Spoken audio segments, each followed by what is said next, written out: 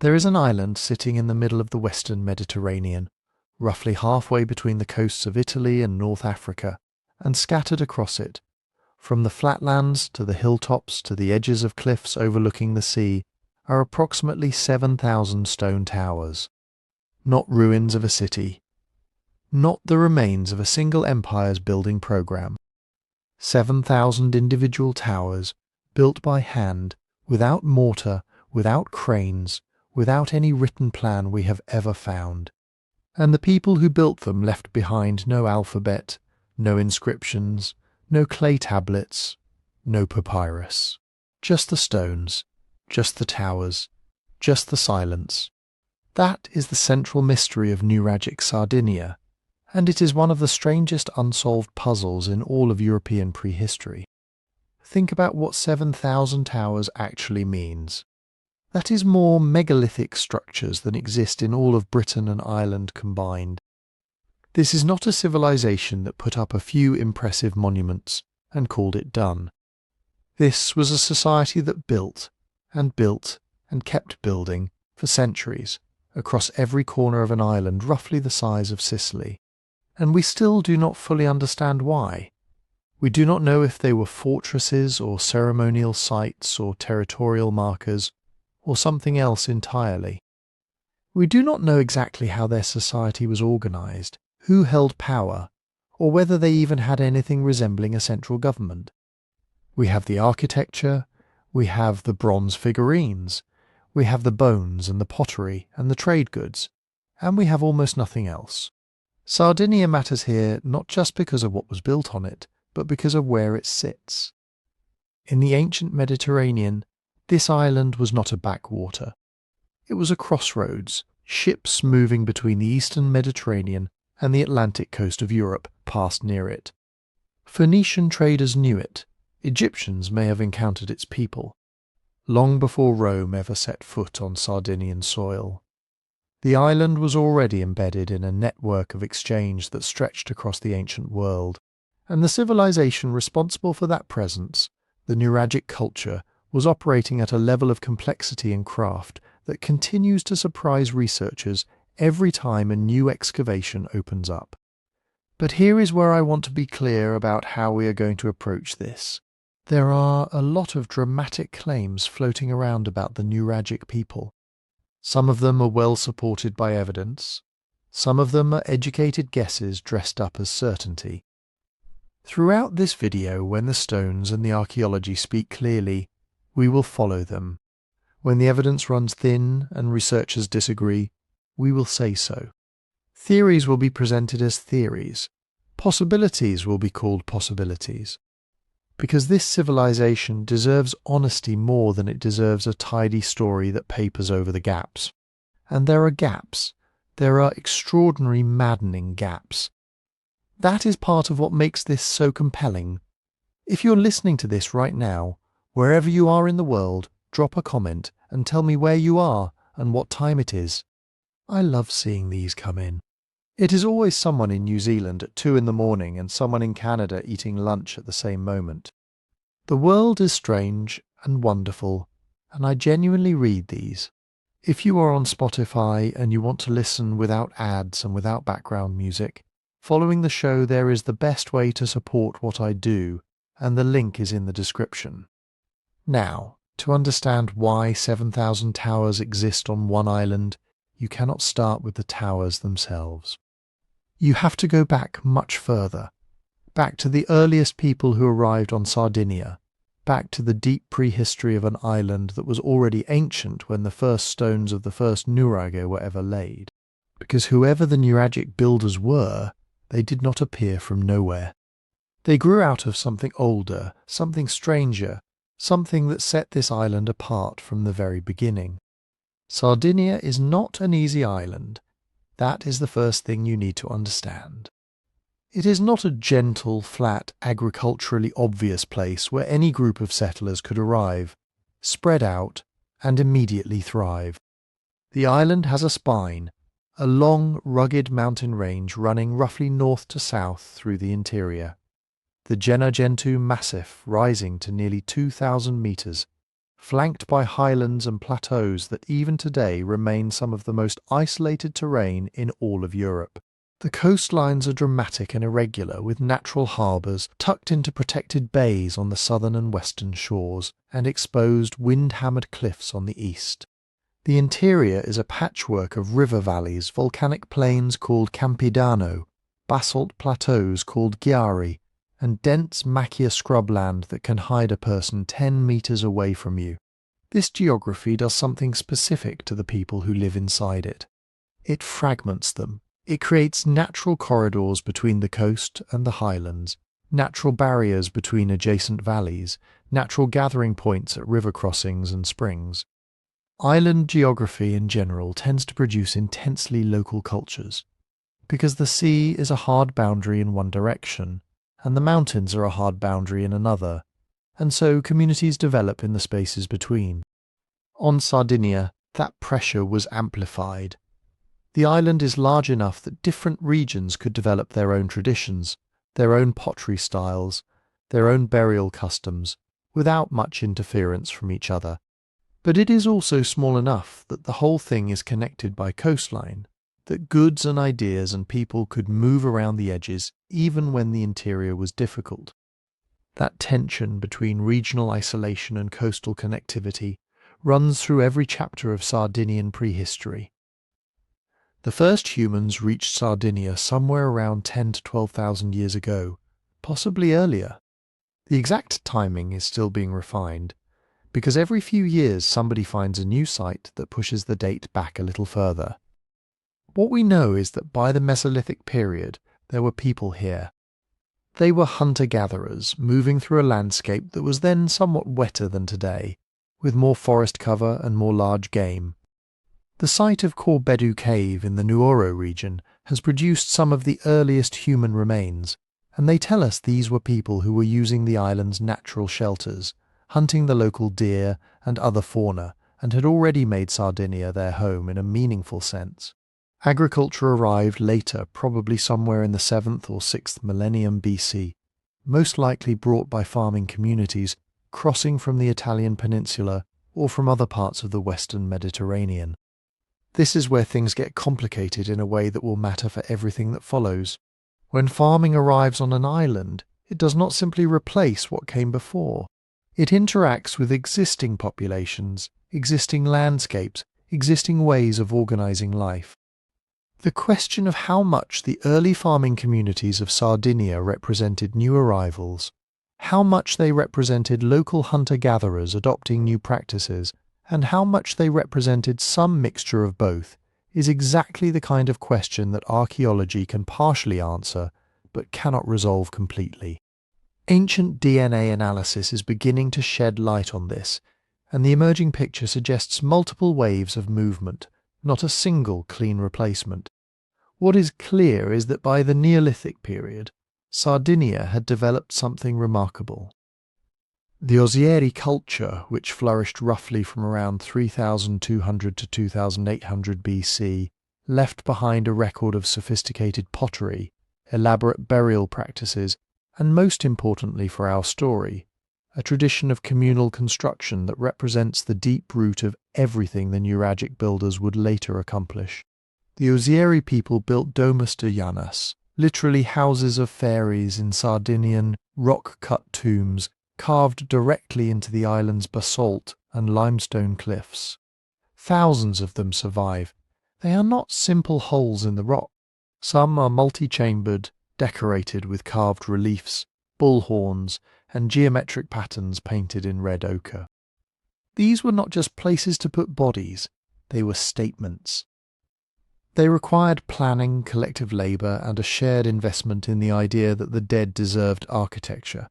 That instinct, the idea that stone and effort and collective human energy should be directed towards something permanent, something that outlasts the individual, is the foundation of the Nuragic tradition. The Nuragic builders did not invent that idea. They inherited it. And between the Ozieri culture and the first Nuraghi, you can watch that instinct evolve through a sequence of increasingly ambitious projects. After the Ozieri period came the menhirs, standing stones planted across the landscape in ways that suggest territorial marking and ritual significance. Then the dolmens, megalithic burial chambers assembled from massive slabs of stone that required organised labour to move and erect. Then the giants' graves, the tombe di giganti, long gallery tombs fronted by curved stone facades that are extraordinary pieces of architecture in their own right. These are not a random sequence. They represent a society that is gradually investing more labour, more planning, and more community organisation into its monumental building programme.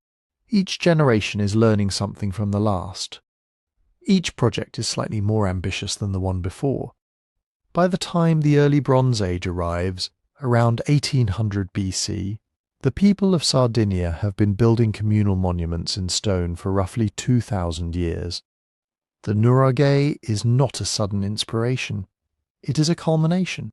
Climate and environment shape where all of this happens. The distribution of pre-Nuragic sites is not random across the island. Communities cluster near reliable water sources, near the volcanic basalt plateaus where the soil holds moisture and supports grazing, near the transition zones between highland and lowland, where you can farm the valley floors and drive animals up to summer pastures. Transhumance, the seasonal movement of herds between lowland winter pastures and highland summer grazing, almost certainly shaped the social geography of prehistoric Sardinia, just as it has shaped Sardinian life well into the modern era. That means communities were not fixed in one spot year-round. They were moving, and their monuments, their tombs and menhirs and later their towers, were anchors in a landscape of seasonal movement.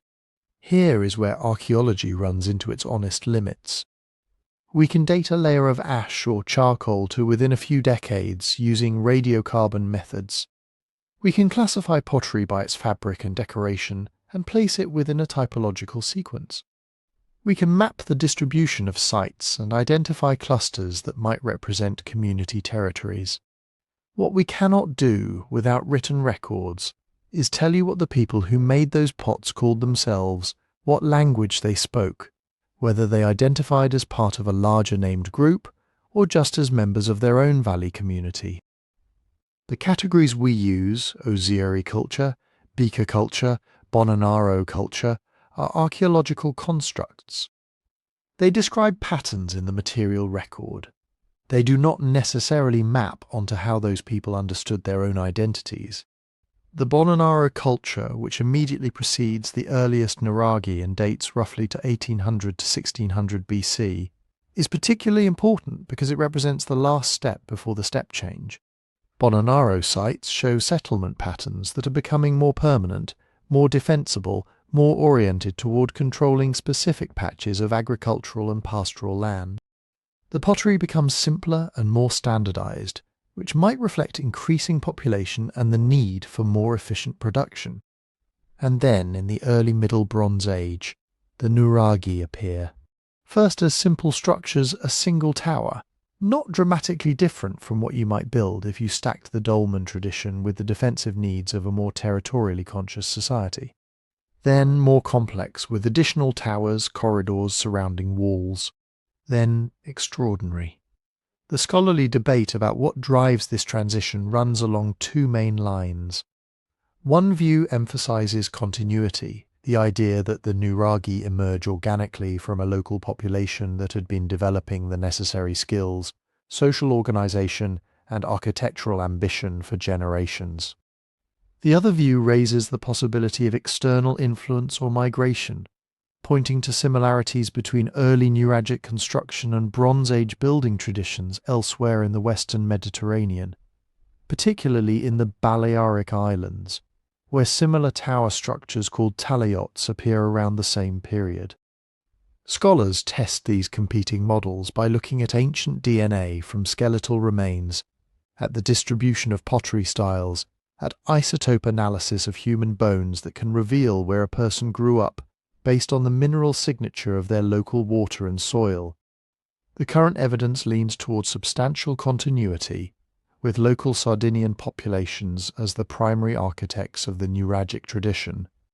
But the door to outside influence has not been fully closed, and probably should not be. What is not in dispute is the scale of what happens next. Once the Nuraghe form takes hold, it spreads across the island with a speed and comprehensiveness that has no parallel in prehistoric Europe. Within a few centuries, thousands of towers dot the landscape from the coastline to the mountain ridges. And that raises the real question, not just how they were built, or even by whom, but why on this particular island, in this particular moment, did a society decide to cover its homeland in stone giants? That question is going to drive everything that follows. So what are these stone giants that suddenly appear all over Sardinia? Strip away the romance, the legends, the tourist brochures, and a Nuraghe, at its core, is a very specific kind of building. A thick-walled stone tower, usually shaped like a truncated cone, with one or more interior chambers, roofed not by a flat ceiling, but by a corbelled, tholos-like dome. Picture the most common form first, because that's the backbone of the whole tradition. From the outside, an early Nuraghe looks like a heavy, slightly tapered cylinder, wider at the base, narrowing as it rises, often 10 to 20 meters high in its prime. The profile is not elegant in a classical sense.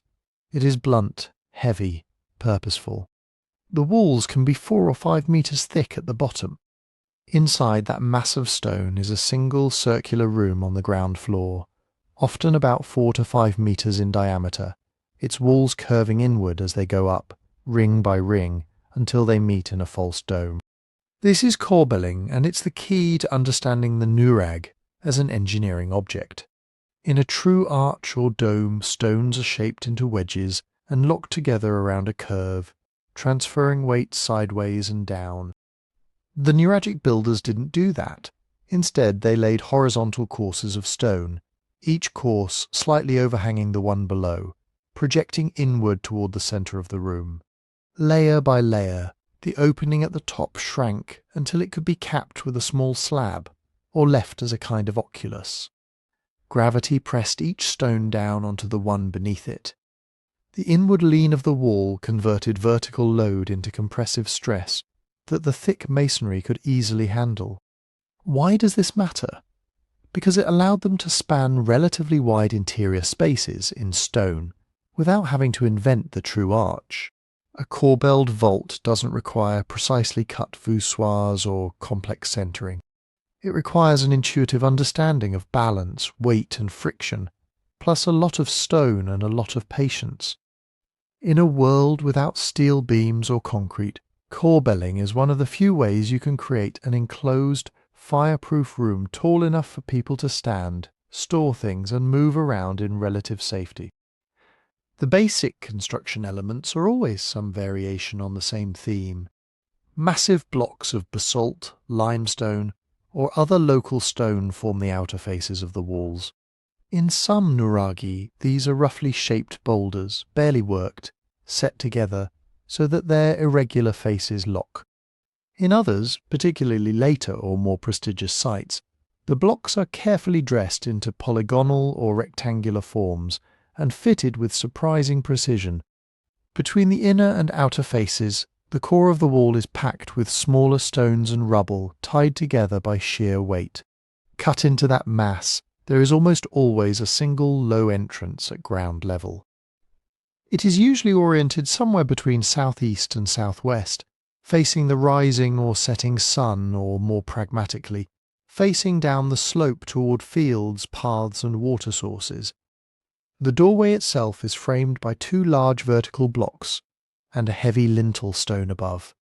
Step through it and you enter a short passage, sometimes with a little relieving arch of corbelled stones to take the weight off the lintel. This passage opens into the main chamber, the circular room under the corbelled dome. In the wall of that chamber, 3 architectural features show up again and again. First, small niches, shallow recesses, often arranged in a roughly triangular pattern around the room. They might have held lamps, offerings, weapons, or nothing at all that survives. Second, a spiral staircase, carved into the thickness of the wall itself, beginning just inside the entrance or directly off the main chamber. This stair climbs up between inner and outer shells of masonry, curving along the tower's interior perimeter.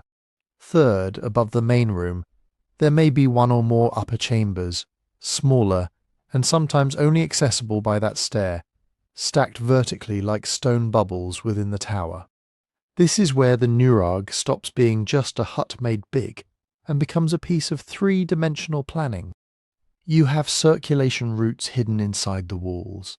You have multiple levels, a ground floor space, an intermediate landing or gallery, an upper room, and in complex cases, an open platform on top where defenders or lookouts could stand behind a parapet. Light enters through the doorway, sometimes through small openings higher up. The interior is cool, dark, acoustically resonant. Sound behaves differently in a corbelled chamber than in an open field. That may or may not have been intentional, but it adds to the sense that these were not casual buildings. The earliest Nuraghi we can recognize in the archaeological record tend to be simple, a single tower, sometimes with a modest forecourt defined by a low wall or a few additional structures. Over time, the form multiplies and ramifies. Builders add extra towers around the central one, linked by curtain walls to form a kind of bastion. Some sites end up with 4, 5, even more towers fused into a cloverleaf of stone, enclosing an internal courtyard. In the most complex Nuraghi, that courtyard contains wells or cisterns, ovens, work areas, and sometimes stairways or ramps leading up onto the wall tops. Architects and archaeologists classify these as mononuraghi and polylobate nuraghi, but that's just a technical way of saying the basic tower got extended, cloned, and tied together into small stone fortresses. Around many of them, especially in the later Bronze and early Iron Ages, you find villages, clusters of round huts, storage buildings, workshops, sometimes arranged in concentric rings or irregular clusters hugging the slopes. These huts, built of smaller stones and mud plaster, look almost domestic compared to the massive central tower. The spatial relationship is telling. The Nuraghi dominates the skyline of the settlement, but it's physically integrated with everyday life. Paths lead directly from house to tower. Fields, pastures, and water sources spread out beyond, all within the visual and conceptual orbit of the stone giant. Sightlines are not accidental here. Stand on the upper platform of a well-placed Nuraghe, and you often command views of neighbouring towers, passes, and arable land. Chains of Nuraghi can be mapped along ridges and valley edges, each within line of sight of the next, creating what looks suspiciously like a visual communication network, or at least a shared horizon of awareness. At the same time, many towers sit just above springs, on gentle knolls at the edge of cultivable soils, or near the intersection of paths. They are watching posts, but they are also deeply embedded in the everyday logistics of herding, farming, and water management. One of the striking things once you start comparing Nuraghi across the island is how similar they are in basic concept, and how different they are in execution. In some regions, especially where good basalt is abundant, towers are squat and massively built with an almost cyclopean roughness.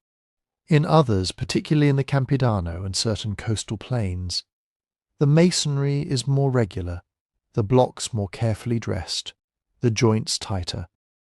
Some areas favour complex, multi-tower compounds. Others are dominated by solitary towers with minimal annexes. These differences probably aren't random.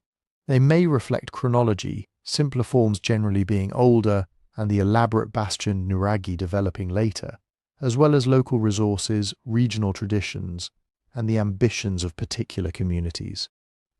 When you lay all this out, it becomes very hard to argue that Nuraghi had one single function, frozen in time. The architecture is too flexible.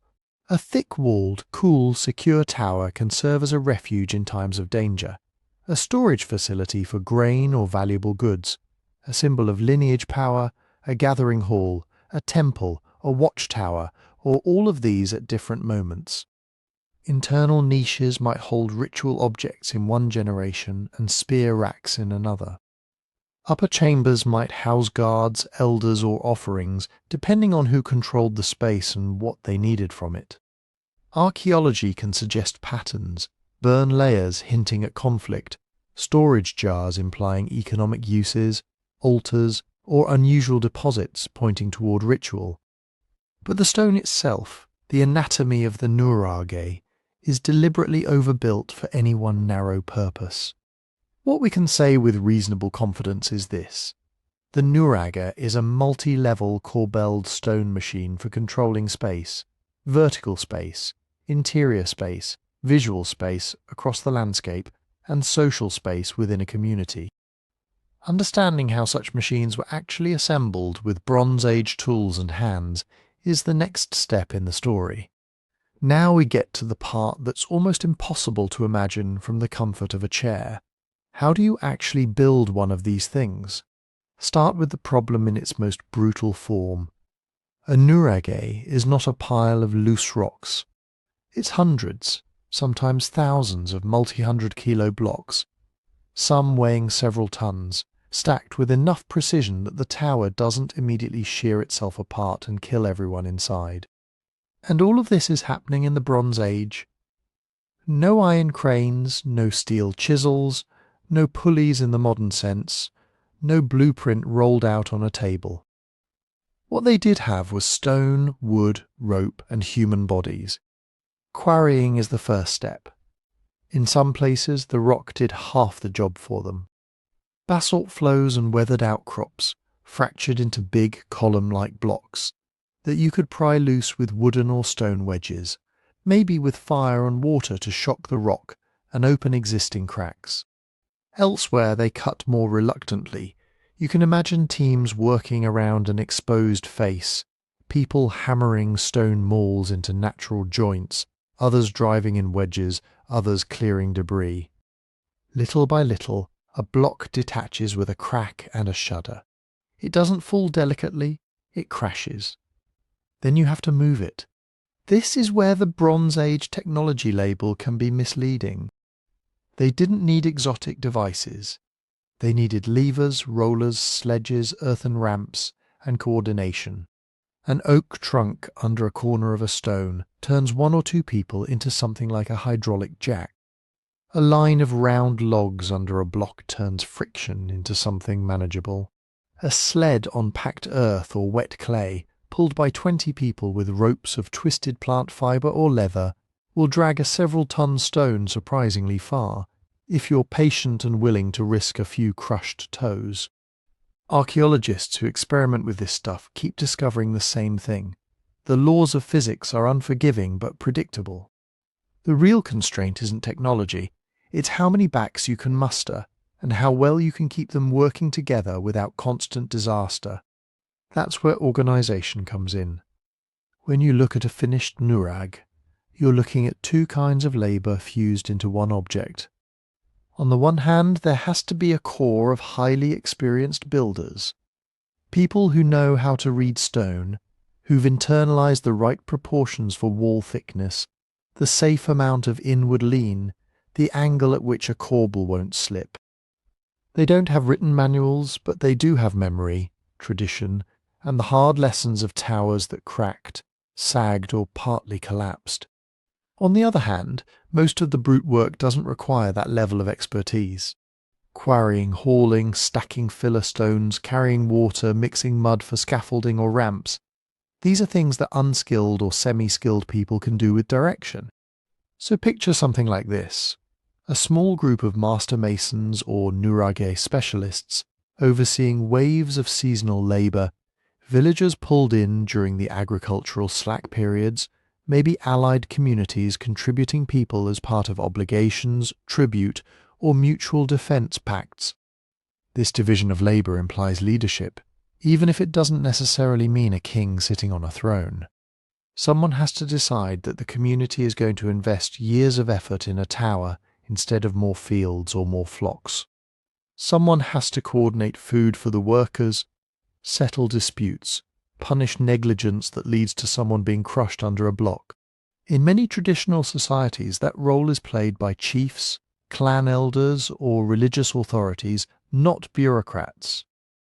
The Nuraghe projects hint at that kind of authority, grounded in lineage, ritual, and control over surplus labour. How long does one of these things take? We don't have Nuragic construction logs, but experimental builds with smaller replicas and comparisons to other megalithic projects give us ballpark figures. A simple single-tower Nuraghe might be a multi-year project for one community, especially if construction fits around sowing, harvest, and herding cycles. The core tower could rise in a few seasons of intense work. Finishing, adjustments, annex structures, and surrounding huts might accumulate over decades. And that's key. Nuraghi are not frozen moments.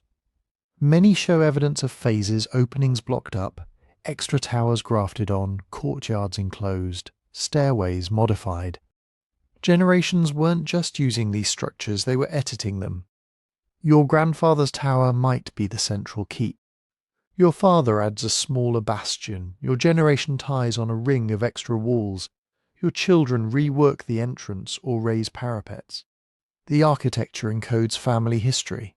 Not every site presents the same logistical challenge. Some Nuraghi are placed almost on top of their stone sources, built into or immediately beside outcrops. From a labour standpoint, that's the cheap option. Minimum hauling, maximum structural mass for your effort. Others clearly sacrifice convenience for position. They sit on the best vantage points or near a spring, or at a saddle point controlling movement between valleys. In those cases, hundreds of heavy blocks had to be moved uphill, sometimes from kilometres away. That choice tells you something. Someone prioritised landscape control and visibility over worker comfort. To test how all of this might have worked, archaeologists do what's called experimental archaeology. They go out with replica tools, recruit volunteers, and try to quarry, move, and stack stones using only what would have been available in the Bronze Age. They build short wall segments with corbelling, see how much inward lean is safe, measure how many people it takes to drag a 1-ton block up a ramp. These experiments show that, in principle, everything we see in a Nuraghe can be done with Bronze Age means. No mystery engines, no lost technologies required. But there are limits. A weekend experiment with students can't recreate the full social context of decades-long projects, or the deep tacit knowledge of a builder who's been handling stone since childhood. Simulated walls don't perfectly capture the micro-decisions made at every course. That stone goes here, not there. That crack is dangerous. That angle will shed water. Experimental archaeology can demonstrate plausibility and expose naive assumptions. It can't, by itself, reconstruct the exact choreography of hundreds of real building sites scattered across Sardinia over centuries. What we can infer comes from the stones themselves. The fact that so many Nuraghi are still standing, or at least still structurally legible after 3,000 years of wind, rain, earthquakes and vegetation, means the builders got something fundamentally right about stability and safety. Corbelled chambers haven't imploded en masse. Wall faces might bulge a little, but catastrophic failures are relatively rare. Entrances are low and narrow, reducing stress on the lintels. Stairs embedded in the wall spread weight rather than dumping it all on a single fragile point. This overbuilding is a form of insurance.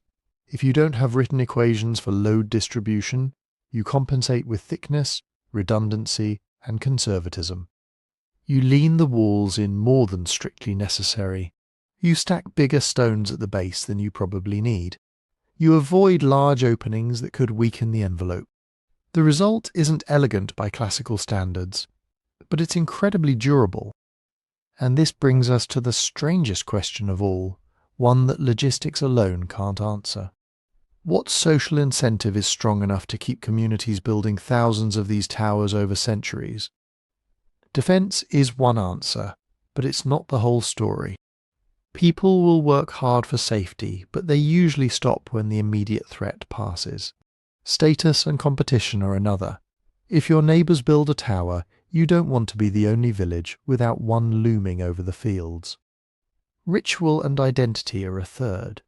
Working together on a monument can be a way of being a community, of inscribing your group into the landscape.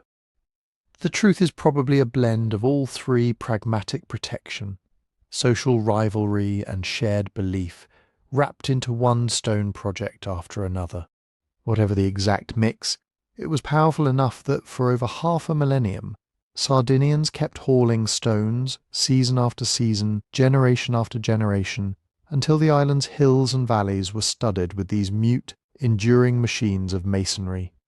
Where they chose to put them, and how those choices shaped power on the island, is the next piece of the puzzle. If you zoom out from any single Nuraghe and look at the whole island, a different picture emerges. It stops being just architecture and starts looking suspiciously like a system.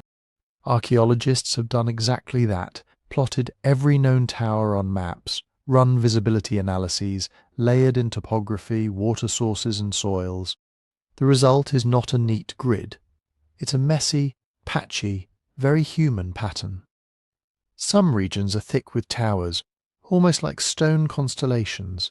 In central Sardinia, especially the basalt plateaus and fertile uplands, you get density, Nuraghi every couple of kilometres, sometimes closer, often with one big complex Nuraghi and several smaller ones within its orbit. Move into other areas and the dots thin out. There are valleys with only a few known structures, uplands that look oddly empty, coastlines with long stretches where no Nuraghe has turned up at all. Part of that is preservation and discovery bias. Some Nuraghi have been robbed for building stone or buried under modern towns and farms. Some are probably still hiding under scrub and soil.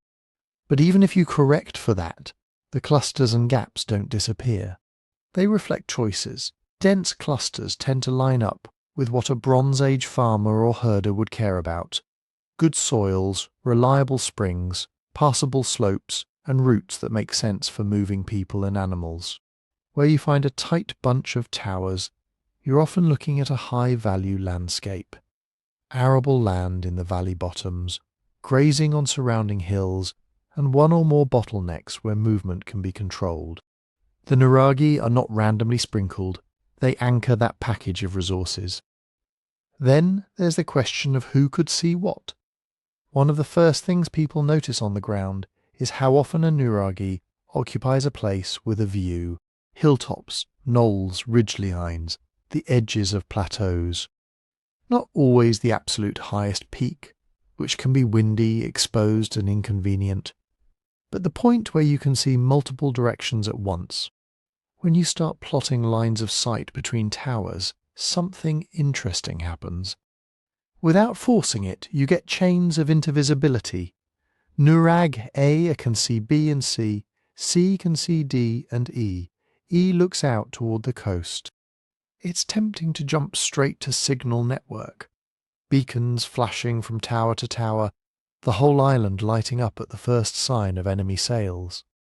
That makes for a good story, but the evidence is thin for a formal island-wide system. What we can say is more modest, but still powerful. Many Nuraghi are placed so that people standing on or near them could see other Nuraghi. In some regions, you can trace plausible sight lines over tens of kilometres, especially across open valleys or along ridges. Once you have that, you don't need a central command to make signalling useful. Even simple methods, smoke, fire at night, reflective shields, shouted messages relayed from hill to hill, become possible. Whether or not they were ever organised into a coordinated warning grid, the landscape allowed for fast information to move between communities, at least locally, and the knowledge that your tower could talk to others on the horizon would matter, whether you were thinking in terms of defence, trade, or ritual timing. Now look at where these towers sit in relation to movement. Again and again, Nuraghi pop up at choke points. at the head of a valley that narrows to a single pass, on a saddle between two basins, near the only easy route up to a plateau, guarding a spring at the junction of paths. If you imagine people moving flocks between winter and summer pastures, carrying salt or metal or grain along habitual tracks, you quickly see how strategic some placements are. The tower doesn't just watch the landscape, it sits on the hinge of it. Control those hinges and you control a lot. You can tax, negotiate, host or exclude. You can shepherd allies through and block rivals. You can claim access to water, to the best plots of cereal land, to the only safe descent to a river in flood. In that sense, every Nuraghe is potentially a statement about territory. This valley is ours. This pasture route runs under our eyes. These fields belong to the group that built the stone giant looming over them. The coast complicates the picture. Along some stretches, especially near later harbours, you do find Nuraghi relatively close to the sea, sometimes on low headlands, sometimes a little inland with a line of sight to the shore. Those sites make sense if you're worried about boats, raiders, rival islanders, or just strangers arriving unannounced. A coastal Nuraghe doesn't have to be a naval fortress in the later sense. It just has to be a high, solid place where you can watch the horizon, stash valuables and gather people if something shows up that shouldn't. But the overall pattern on Sardinia is not a solid coastal ring of towers. There are long segments with few or none, while the interior bristles with stone. That suggests that, for much of the Nuragic period, the biggest concerns and opportunities were inland. Land, water, flocks and internal rivalries may have loomed larger than seaborne invasions, at least until foreign powers began to loom on the horizon. So why so many towers so close together in some regions? This is where competitive monumentality comes in. Imagine a landscape divided among dozens, maybe hundreds of local groups. Each has its own ancestors, stories, grazing rights, springs and fields. When one group builds a big stone tower that commands a hill and a view, it's not just solving practical problems. It's also announcing itself. We are here. We can mobilize this many people. We can pile this many tons of rock into the sky. Once that happens, neighbouring groups face a choice. Do nothing and let your rival's structure dominate the horizon, or respond. Build your own tower on your own ridge. Add an extra bastion. Expand the complex. Over generations, this arms race in stone could produce exactly what we see. Clusters of Nuraghi within sight of each other, each one a local group's answer to another's show of strength and identity. The catch is that the landscape we see now isn't a clean snapshot of one moment. Nuraghi were reused, modified, even rebuilt across centuries. Some towers that look like isolated sentinels today might once have stood at the edge of a denser cluster, with smaller structures now lost. Others started small and grew into sprawling complexes as power and resources concentrated. Post-Nuragic peoples, Phoenicians, Carthaginians, Romans, medieval villagers also moved stones, reoccupied sites, built sanctuaries or farmsteads in and around old towers. All of that overprinting blurs the original logic of placement. So, when we look at a Nuraghe on a hill above a spring, we're seeing layers of decisions. The first builders choosing the vantage and the water, later generations thickening walls, adding towers, blocking doors or tying new buildings to the old core. Much later, communities reinterpreting the spot as a ruin, a quarry, a shrine, or a convenient platform. What doesn't change is that these structures anchor power in the landscape. They sit where resources, routes, and lines of sight intersect. They make claims and project presence, whether or not anyone is actually inside them on a given day, which raises the next harder question. If Nuraghi were so deeply tied to territory and visibility, what were people actually doing in them? Were they fortresses bristling with defenders, household centres where extended families lived, quiet shrines for rituals, granaries guarding surplus, or some shifting combination of all of these over time? To answer that, we have to step through the doorway and look inside. Walk through that doorway in your mind, and the first thing you have to do is unlearn the impulse to slap a single label on what you're seeing. Fortress, temple, palace, they're all tempting. None of them by themselves really fit. Start with the defensive story because the architecture practically begs you to. Many Nuraghi have narrow, easily controllable entrances, sometimes so tight you have to turn sideways to pass. The access corridors can dogleg, forcing anyone coming in to expose their flank. Inside, there are spiral stairways wound into the thickness of the wall, climbing up to higher levels and to the top of the tower. There are elevated positions where a few people could look down on anyone trying to push their way in. Put even a handful of defenders with spears or slings in those positions, and the building becomes a problem for any attacker. Combine that with the hilltop locations we talked about, and you have a plausible strongpoint. Watch from above. Retreat inside if trouble comes. Hold out behind meters of stone. In some complex Nuraghi, later building phases thicken the outer walls and add extra towers and bastions, making the whole thing look and function even more like a fortified compound. But now zoom back to the ground, to the spaces around those walls. In many cases, clustered at the foot of the tower, or spreading out along its flanks, archaeologists find what they call Nuragic villages, rings of round stone huts, sometimes dozens of them, connected by lanes and small courtyards, often with shared facilities like wells, cisterns and workshops. These are not the kind of flimsy temporary shelters you'd expect beneath a purely military fortress. They're substantial, carefully built homes. Floors are paved. Walls sometimes preserve evidence of built-in benches or shelves. Storage pits are cut into bedrock.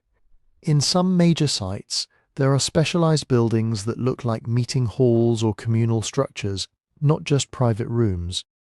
That combination, massive tower plus sprawling village, pushes us away from the idea of Nuraghi as simple hill forts, and towards something more complex, a central place where daily life, authority and ritual all knot together. Look at what survives in the dirt. Organic materials rot. People, tools and textiles vanish. What we're left with in most excavated Nuragic villages are the hard things. Pottery, stone tools, metal fragments, animal bones, charcoal, charred seeds. Those traces skew what we can see, but even that skewed sample tells a story. In and around Nuraghi, archaeologists find grinding stones and querns heavy, awkward tools for processing grain that you don't move around casually. They find large storage jars, sometimes several in a single room, sometimes built into niches. They find carbonized cereal grains, barley and wheat, trapped in hearths or storage pits that burned. They find bones from sheep, goats, cattle and pigs, often bearing cut marks that show butchering and processing. Put that together, and the tower stops being just a lookout post and starts to look like a hub in a food economy.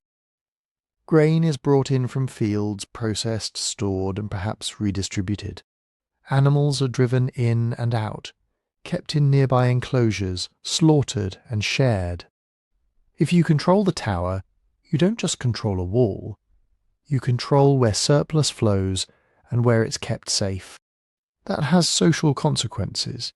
Think about who lives in the thick of that stone. The inner chambers of many Nuraghi are small, dark, and not obviously designed for large numbers of people to sleep in every night. They feel more like storerooms, guard posts, or privileged spaces than like simple family houses. The real domestic life seems to happen in the huts around the base. That pattern, power and storage in the core, everyday life in a ring around it, looks a lot like elite residence plus community. The people living in the outer village bring their labour, their harvests, their animals. The people who command the tower coordinate, mediate, host and decide. Maybe they claim descent from certain ancestors. Maybe they control sacred objects or key rituals. Maybe they're just the group that managed to organize enough hands to build the thing in the first place. Whatever the details, the architecture creates a social gradient from outside to inside, from lower walls to higher platforms. And that verticality matters in another way, signaling. Even if you never climb inside, a Nuraghe changes the skyline. It's visible from fields, paths, and neighbouring hills. It marks who owns this pocket of land, but it also broadcasts something else. We have the capacity to move rock, to plan construction, to feed workers while they're building instead of farming, to maintain this place year after year. That's not just defence, that's legitimacy. In a landscape where multiple lineages or clans are vying for status, a tall stone tower says, our ancestors are strong, our group is organised, our claims are backed by visible achievement. Over generations, that symbolic power can be as important as the practical benefit of having a defensible high point. This is where ritual slips in almost inevitably. When people invest that much labour in a structure and tie their identity to it, they don't just use it for mundane chores. They tell stories about it. They associate it with founding ancestors, victories, or agreements. Some Nuragic sites show evidence of offerings, special deposits of objects, unusual arrangements of stones, later sanctuaries tucked into or beside earlier towers. Elsewhere in the Nuragic world, we see clearly ritual architecture in the form of sacred wells and temples. It would be strange if the main towers were totally divorced from that sacred landscape. So were Nuraghi temples, probably not in the narrow sense of purpose-built cult buildings, only used for worship. But were they places where rituals happened? Initiations, oaths, seasonal feasts, ancestor commemorations. It would be surprising if they weren't. In small-scale societies, politics, economy, and religion are usually the same conversation held in different tones of voice, and the central building tends to host all of them. The hard part is resisting the urge to pick one function and freeze it in time. Nuraghi weren't built in a single year and then abandoned unchanged.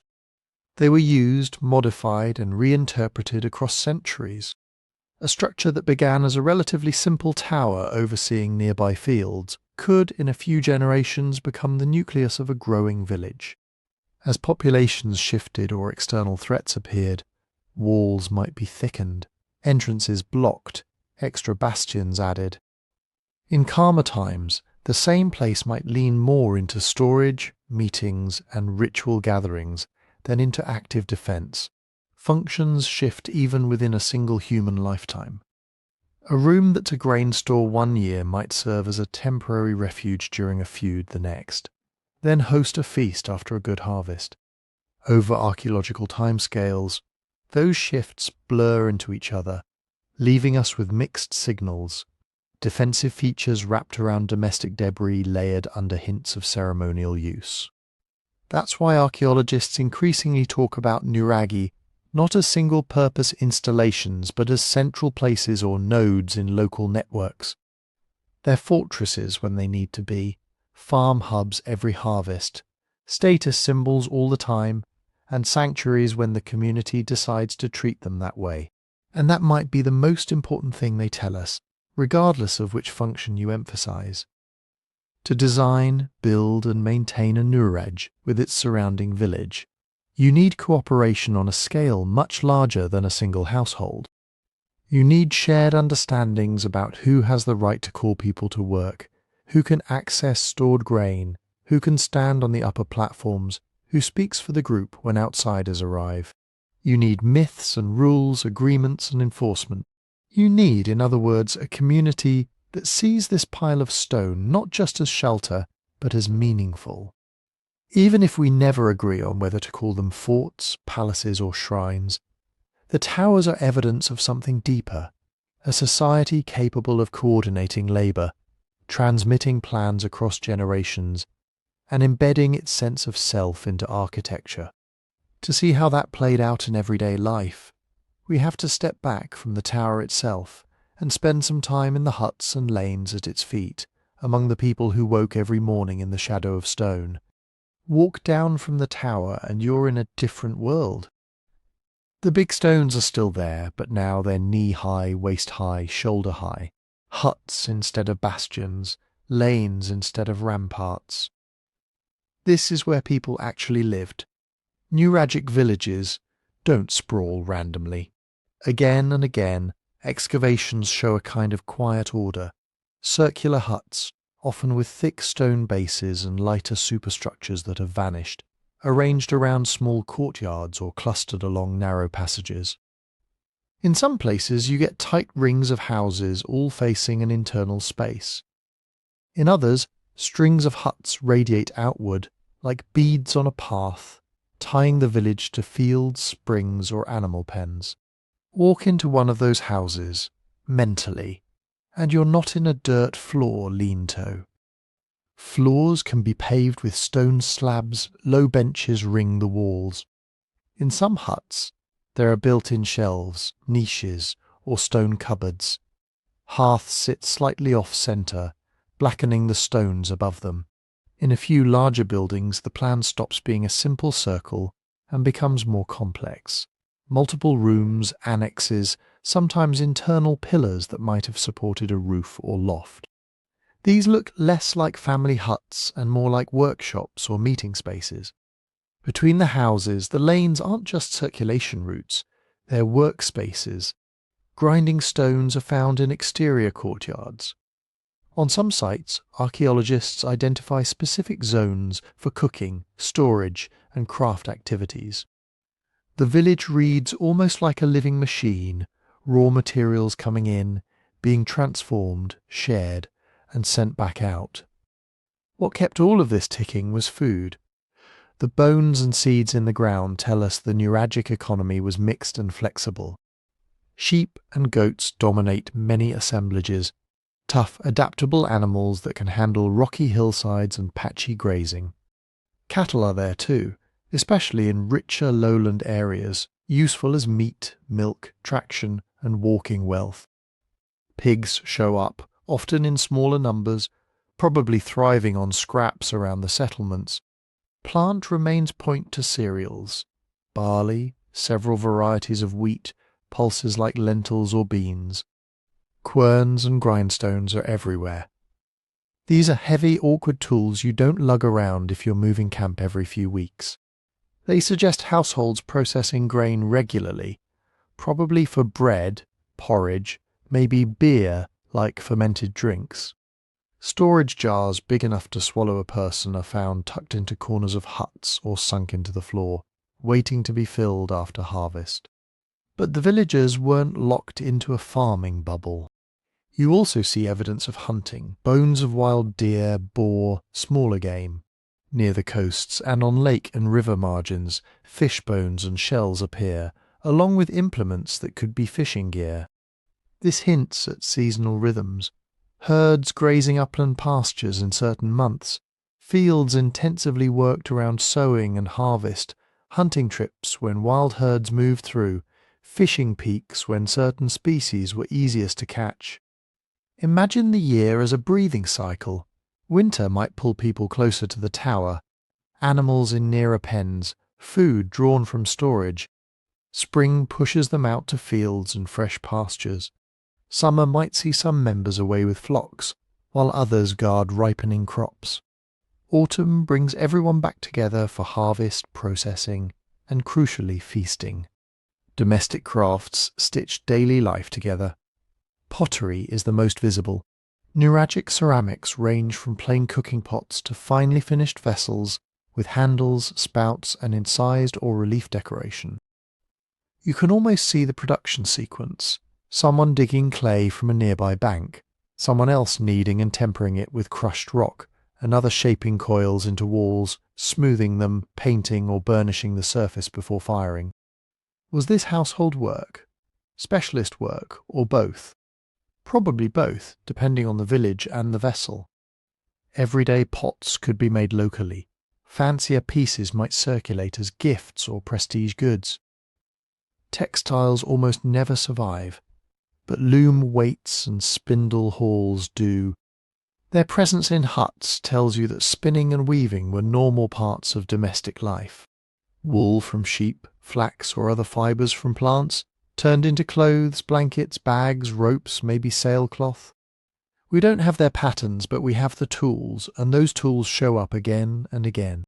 Woodworking is even more invisible because wood rots, but you can infer it from the negative spaces.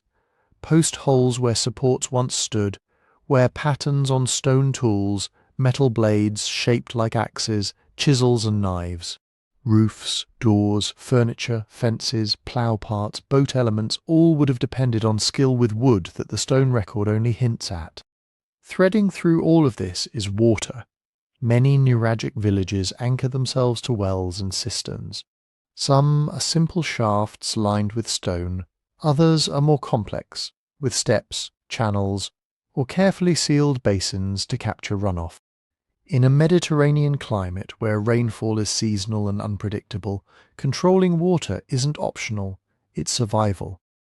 If you have a deep, reliable well inside or adjacent to your settlement, you can ride out dry spells while your neighbours suffer. You can water animals when pasture is crisp. You can irrigate small garden plots at critical moments. That gives you leverage. Access to wells could be regulated, wells could be maintained or not by those who controlled labour, and rituals around water might reinforce those power relations. Later, Nuragic sacred wells, with their precise stonework and ritual deposits, show how easily practical water management can slide into the realm of the sacred and the political. But a village is more than tools and infrastructure, it's relationships. Archaeologists sometimes uncover large buildings interpreted as meeting houses or communal halls, with benches running around the interior walls and evidence of heavy use. Combine that with big cooking installations and piles of animal bones bearing cut marks, and you get a picture of feasting. Cattle or several sheep slaughtered at once, portions shared, maybe drinks poured into special vessels. Feasts do a lot of work at once. They redistribute surplus from those who claim to control it. They cement alliances, settle disputes, launch marriages, celebrate harvests, honour ancestors. When you have to mobilize people to repair a wall, dig a new cistern, or, on a larger scale, raise a Nuraghe tower, promising and delivering a feast, is one of the most effective ways to get hands on deck. Exchange, too, holds the social fabric together. In some villages, exotic items show up: amber, fine bronzes, foreign ceramics. These didn't appear out of nowhere. They arrived through chains of trade, gift and counter-gift, linking one community to the next, across valleys, across the sea. Even if most people never travelled far, objects and stories did, tying small stone villages into wider networks. What about the people themselves, their bodies, their health? Human remains from Nuragic contexts are scattered and often fragmentary, but they offer glimpses. Skeletal analyses suggest diets with a strong cereal component, supplemented by animal protein and, in coastal areas, marine foods. Teeth frequently show wear patterns consistent with gritty bread and porridge. Enamel defects and signs of anemia hint at episodes of nutritional stress, especially in childhood. At the same time, average adult stature is not dramatically stunted, which suggests that while life could be hard, it wasn't uniformly catastrophic. Healed fractures and joint wear point to physically demanding lives: lifting, carrying, repetitive motions from grinding grain, tending fields, herding on rough terrain. Some skeletons show evidence of infection, arthritis, or degenerative disease. A few exhibit trauma that might relate to interpersonal violence or accidents, but the sample is too small and uneven to turn into sweeping statements about constant warfare or perfect peace. What does all this have to do with the towers looming above? Everything.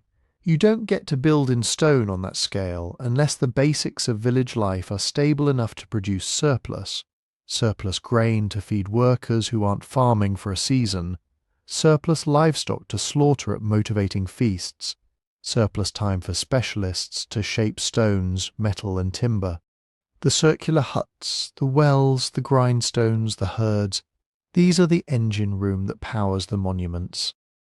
In turn, the Nuraghe helps stabilize that everyday world.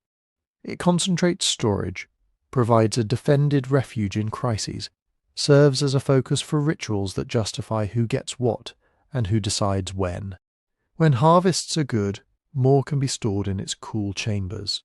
When harvests are bad, the authority wrapped around it can coordinate sharing or, depending on your perspective, enforce hierarchy. Over generations, this feedback loop between daily life and monumental architecture can lock in a particular social order. Children grow up seeing the tower, working in its shadow, participating in its rituals. The idea that our people build in stone, our people gather here, our people store grain there becomes part of what it means to belong. So, when you picture Nuragic Sardinia, don't imagine only solitary towers on empty hills. Imagine smoke rising from round roofs, dogs barking in lanes, the sound of querns grinding in courtyards, the smell of wet earth at the village well. Imagine the slow, repetitive work that makes monuments possible, and the monuments that, in turn, give that work its frame and meaning. If subsistence is the engine room, metal is the turbocharger. The moment you can reliably turn dull rocks into bright, hard tools, everything shifts. Fields can be worked more efficiently with sturdier blades and fittings. Trees can be felled faster, beams shaped more cleanly. Weapons bite deeper and last longer. And because metal objects are compact, durable and impressive, they're perfect for something beyond survival, status and long-distance trade. Sardinia had a built-in advantage. The island is geologically rich. Copper, lead and silver ores occur in several regions, especially in the southwest. Archaeologists find traces of ancient mining, galleries, extraction scars, waste piles that suggest people weren't just picking up the odd green stone, they were digging seriously into the earth. But there was a catch. To make true bronze, the alloy of copper and tin that defines the age, you need tin. Sardinia has essentially none. That single missing ingredient rewired the island's place in the Mediterranean. To get tin, Nuragic communities had two options. Don't bother with high-quality bronze or plug themselves into exchange networks that could move tin or already alloyed metal over the sea. The evidence points firmly to the second path. Somewhere out there, beyond the horizon, were people with access to tin. If you had copper, lead, silver, and the skills to smelt and cast them, you had something to offer in return. Inside the villages and around the towers, the archaeological record backs this up. Slag, the glassy, useless byproduct of smelting, turns up in many sites. So do fragments of furnaces and tuyères, the clay tubes that guided air from bellows into hot charcoal fires. Stone and clay moulds appear in surprising variety, open moulds for simple axes and ingots, two-part moulds for more complex forms like swords, sickles and spearheads. These aren't random one-offs. The repetition of particular mould types and the standardized shapes of many finds suggest learned, shared techniques. Someone knew exactly how much metal to pour, how fast it would cool, when to crack the mould and start finishing the piece. In some buildings, concentrations of slag, moulds, crucibles and broken casting attempts cluster together. Those spots look less like family hearths and more like workshops. What came out of those workshops is a small museum's worth of metal. You get the basics: axes, chisels, knives, awls, sickles, needles, fishhooks. Everyday tools of farmers, carpenters, herders and weavers, upgraded from stone and bone to something sharper and more durable. You get weapons: daggers, swords, spearheads, arrowheads, helmets, small shields or shield fittings. The functional hardware of conflict and display. And then you get the things that don't really make sense if you're scraping by at bare subsistence. Finely worked fibulae, brooches, bracelets, rings, cups, miniature weapons and, most famously, the bronzetti. The bronzetti are where Nuragic metalworking stops whispering and starts talking. These are small cast bronze figurines, sometimes just a few centimetres tall, other times larger, found in sanctuaries, wells, hoards, and occasionally in domestic contexts. They depict people, animals, objects, and hybrids of all three. Because the Nuragic world left no texts, these tiny sculptures are some of our clearest voices. Look closely, archaeologists certainly have, and patterns emerge. Some human figures wear what look like helmets with horns or crests, carry round shields and long swords, and stand in assertive poses. Others hold staffs, cups, or strange objects that might be ritual instruments. Some appear draped in cloaks or garments with fringes and patterns, hinting at textile styles that the soil has erased. There are musicians, archers, figures with exaggerated hands or heads, sometimes arranged in little scenes. Then there are the boats, bronzetti shaped like long, narrow hulls with raised prows and sterns, sometimes decorated with animal heads, sometimes bristling with tiny warriors. Are these realistic ships, idealized symbols, offerings for safe voyages? Probably all of the above. Taken together, the bronzetti show a society that thought in categories: warriors, chiefs or priests, commoners, specialists. Roles were clear enough and prestigious enough to be cast in metal and dedicated at sacred places. Metal wasn't just about cutting things, it was about representing identity and power. So who controlled all of this? The presence of metal workshops inside or adjacent to key Nuraghi suggests that some towers were more than defensive refuges. They were hubs of production and redistribution. If you command access to ore sources, to the knowledge of smelting, to the stock of finished tools and weapons stored in your stone chambers, you have leverage over your neighbours. But does that mean a unified Nuragic state with a single ruler issuing orders across the island? The evidence is thin for anything that's centralised. What we see instead looks more like a patchwork of powerful local groups, each anchored by major Nuraghi or complexes, each able to mobilise labour, control surplus, and perhaps sponsor specialist metalworkers. Wealth in metal, copper, bronze, silver ornaments could circulate as gifts, bride wealth, payment for services or offerings, constantly reinforcing who was at the centre of which network. Inequality almost certainly existed. Rich burials with metal grave goods are rare but real. Special structures with concentrations of prestigious bronzes hint at elite households or cult buildings. At the same time, the wide distribution of simple tools suggests that metal use had trickled down into ordinary daily life. You didn't have to be a chief to own a bronze knife, but you probably did have to be connected to the right people to get a fine weapon or an elaborate figurine. All of this metal had to come from somewhere and go somewhere. This is where Sardinia stops being an isolated island of towers and becomes a node in a much larger web. If you're sitting on copper and silver and you desperately need tin, you look outward. Across the water to the east are the coasts of Italy, Etruria, and further on, the great powers of the eastern Mediterranean. To the south and west, routes lead toward North Africa and Iberia.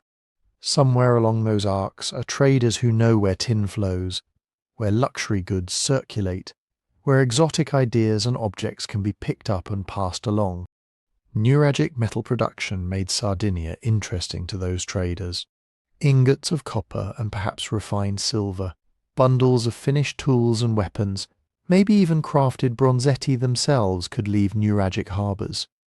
In return would come tin, fine ceramics, glass beads, exotic ornaments, and, just as important, information. We start to catch glimpses of this in the archaeological record. Foreign amphorae in Nuragic contexts imported bronzes and ornaments, signs that styles and technologies were crossing the waves in both directions. By the late Bronze Age, Sardinia is no longer just a land with towers. It's a recognizable presence in the complex exchange system that links Mycenaean Greece, Cyprus, the Levant, Italy, and beyond. How exactly those routes worked, who sailed them, and what deals were struck on distant quaysides is murky. But the combination of local ore, skilled metallurgy, and strategic need for tin all but guaranteed one outcome: Nuragic Sardinia would become a maritime player. To see how far that role might have gone, whether they were only hosting foreign merchants or sending their own seafarers out into the blue, you have to follow the metal off the island and into the broader Mediterranean. Follow the metal and you start to see who else was out there. By the late Bronze Age, the Mediterranean isn't an empty blue space between isolated cultures. It's more like a busy, slow-motion internet. Information, objects and people move along regular routes. Coasts of Italy and Sicily, island chains, sheltered bays. Sardinia sits right in the middle of that system, a big, resource-rich island parked on lanes that connect the western basin with the central and eastern seas. Look at who's online at the same time. To the east, in the Aegean, the Mycenaeans are building palaces, writing in Linear B, and sending out ships loaded with pottery, oil, wine, and prestige goods. Further southeast, Cyprus is becoming a copper powerhouse, plugged into networks that reach the Levant, Anatolia, and Egypt. Along the Levantine shore, Canaanite and early Phoenician cities are honing the skills that will soon make them famous: shipbuilding, navigation, high-value trade over long distances. To the north and northeast, Italic communities and Proto-Etruscans are growing more complex, their own metal industries and coastal settlements starting to matter. Nuragic Sardinia is not some backwater watching all this from afar. It's part of the same story, just without leaving written minutes. So what does trade evidence actually look like for a culture that left no texts? One big clue is pottery. Ceramic styles are like fingerprints. In Nuragic sites, especially from the late Bronze and early Iron Ages, archaeologists find sherds that clearly weren't made on Sardinia. Mycenaean-style fine wares, Cypriot jugs and bowls, later Phoenician and Punic amphorae and cups. These aren't local imitations. Chemical and petrographic analyses show many were fired in kilns, hundreds or thousands of kilometres away. Then there's the flip side: Sardinian material turning up elsewhere. Nuragic-style bronze items, ox-hide-shaped ingots from shipwrecks that match Sardinian copper sources, and distinctive artefacts that seem to have travelled off-island. Isotope studies, the microscopic signatures of where metal and sometimes people grew up, tie some objects and even human remains to Sardinia, despite being found in Italy or beyond. That's hard, physical evidence that connections weren't just theoretical. Harbour sites fill in more of the picture. Along Sardinia's coasts, especially in the south and east, archaeologists have identified bays with concentrations of imported pottery, anchors, and later port installations. Some start as simple beaching spots. Over centuries, they evolve into real maritime hubs where Nuragic, Italic, Cypriot, and Phoenician goods mingle in the same layers of soil. And then there are the ships that never made port. Bronze Age shipwrecks like the famous Ulu Barun off Turkey's coast show what a high-end cargo looked like. Copper and tin ingots, luxury items, exotic woods, glass, pottery from half a dozen regions. Sardinian copper almost certainly sailed in cargoes like that, even if we can't always point and say, this ingot, this one, is Nuragic. Inside Sardinia, the Bronzetti add another layer. Some of those little bronze figurines aren't people at all, they're boats. Long hulls with high curved ends, sometimes decorated with animal heads, sometimes studded with warriors, standards or cabins. They look like stylized versions of real vessels, perhaps plank-built boats with oars, maybe with simple sails. Do these prove that Nuragic crews were regularly crossing to the Levant or Cyprus? Not by themselves. They are images, not blueprints. But they strongly suggest that boats and seafaring were important enough to be cast in metal, dedicated at sanctuaries, and woven into the iconography of power. Combine that with coastal Nuraghi overlooking anchorages, imported goods turning up far inland, and Sardinian exports showing up abroad, and a pattern emerges. Someone was doing a lot of travelling over water, and Nuragic communities were part of that game. What actually moved along these routes? Metals, obviously. Copper from Sardinia could travel as raw ore, refined metal, or standardized ingots. Lead and silver had their markets too. In return came tin, either as ingots or already alloyed into bronzes, along with prestige metals and finished objects. But trade wasn't just metal for metal. Salt, harvested from coastal pans, is an invisible but crucial commodity, essential for preserving meat and fish, stabilizing food supplies, and supporting larger populations. Livestock products, wool, hides, leather, perhaps cured cheeses, could be packed and moved by sea. Ceramics went both ways, local coarse wares and storage jars outward, fine-painted and wheel-made pots inward. Then there were the eye-catchers, glass beads, inlaid objects, unusual weapons, ornaments in exotic shapes or materials that would have screamed foreign in a Nuragic village. Over generations, this steady trickle of things carried ideas with it. You can see it in hybrid material culture. Local pottery forms start to pick up decorative motifs, clearly inspired by Mycenaean or Cypriot styles, but executed in Sardinian clay with Sardinian twists. Metal objects combine Nuragic and foreign elements in a single piece, a sword with an Eastern profile but local casting habits, or ornaments that resemble Levantine designs but show up only in Nuragic contexts. Even some of the bronzetti may depict people wearing gear influenced by outsiders, new helmet shapes, unusual shields, blended with deeply local symbols. This isn't passive imitation. It looks more like selective adoption. Nuragic groups decide which foreign things and ideas to absorb, adapt them to local tastes and power structures, and ignore the rest. Over centuries, this produces a material culture that is recognizably Sardinian, but with threads that tie it into Cyprus, Greece, Italy, and eventually the Phoenician world. And with contact comes tension. Trade brings wealth to those who can control harbours, stockpiles, and trade routes inland.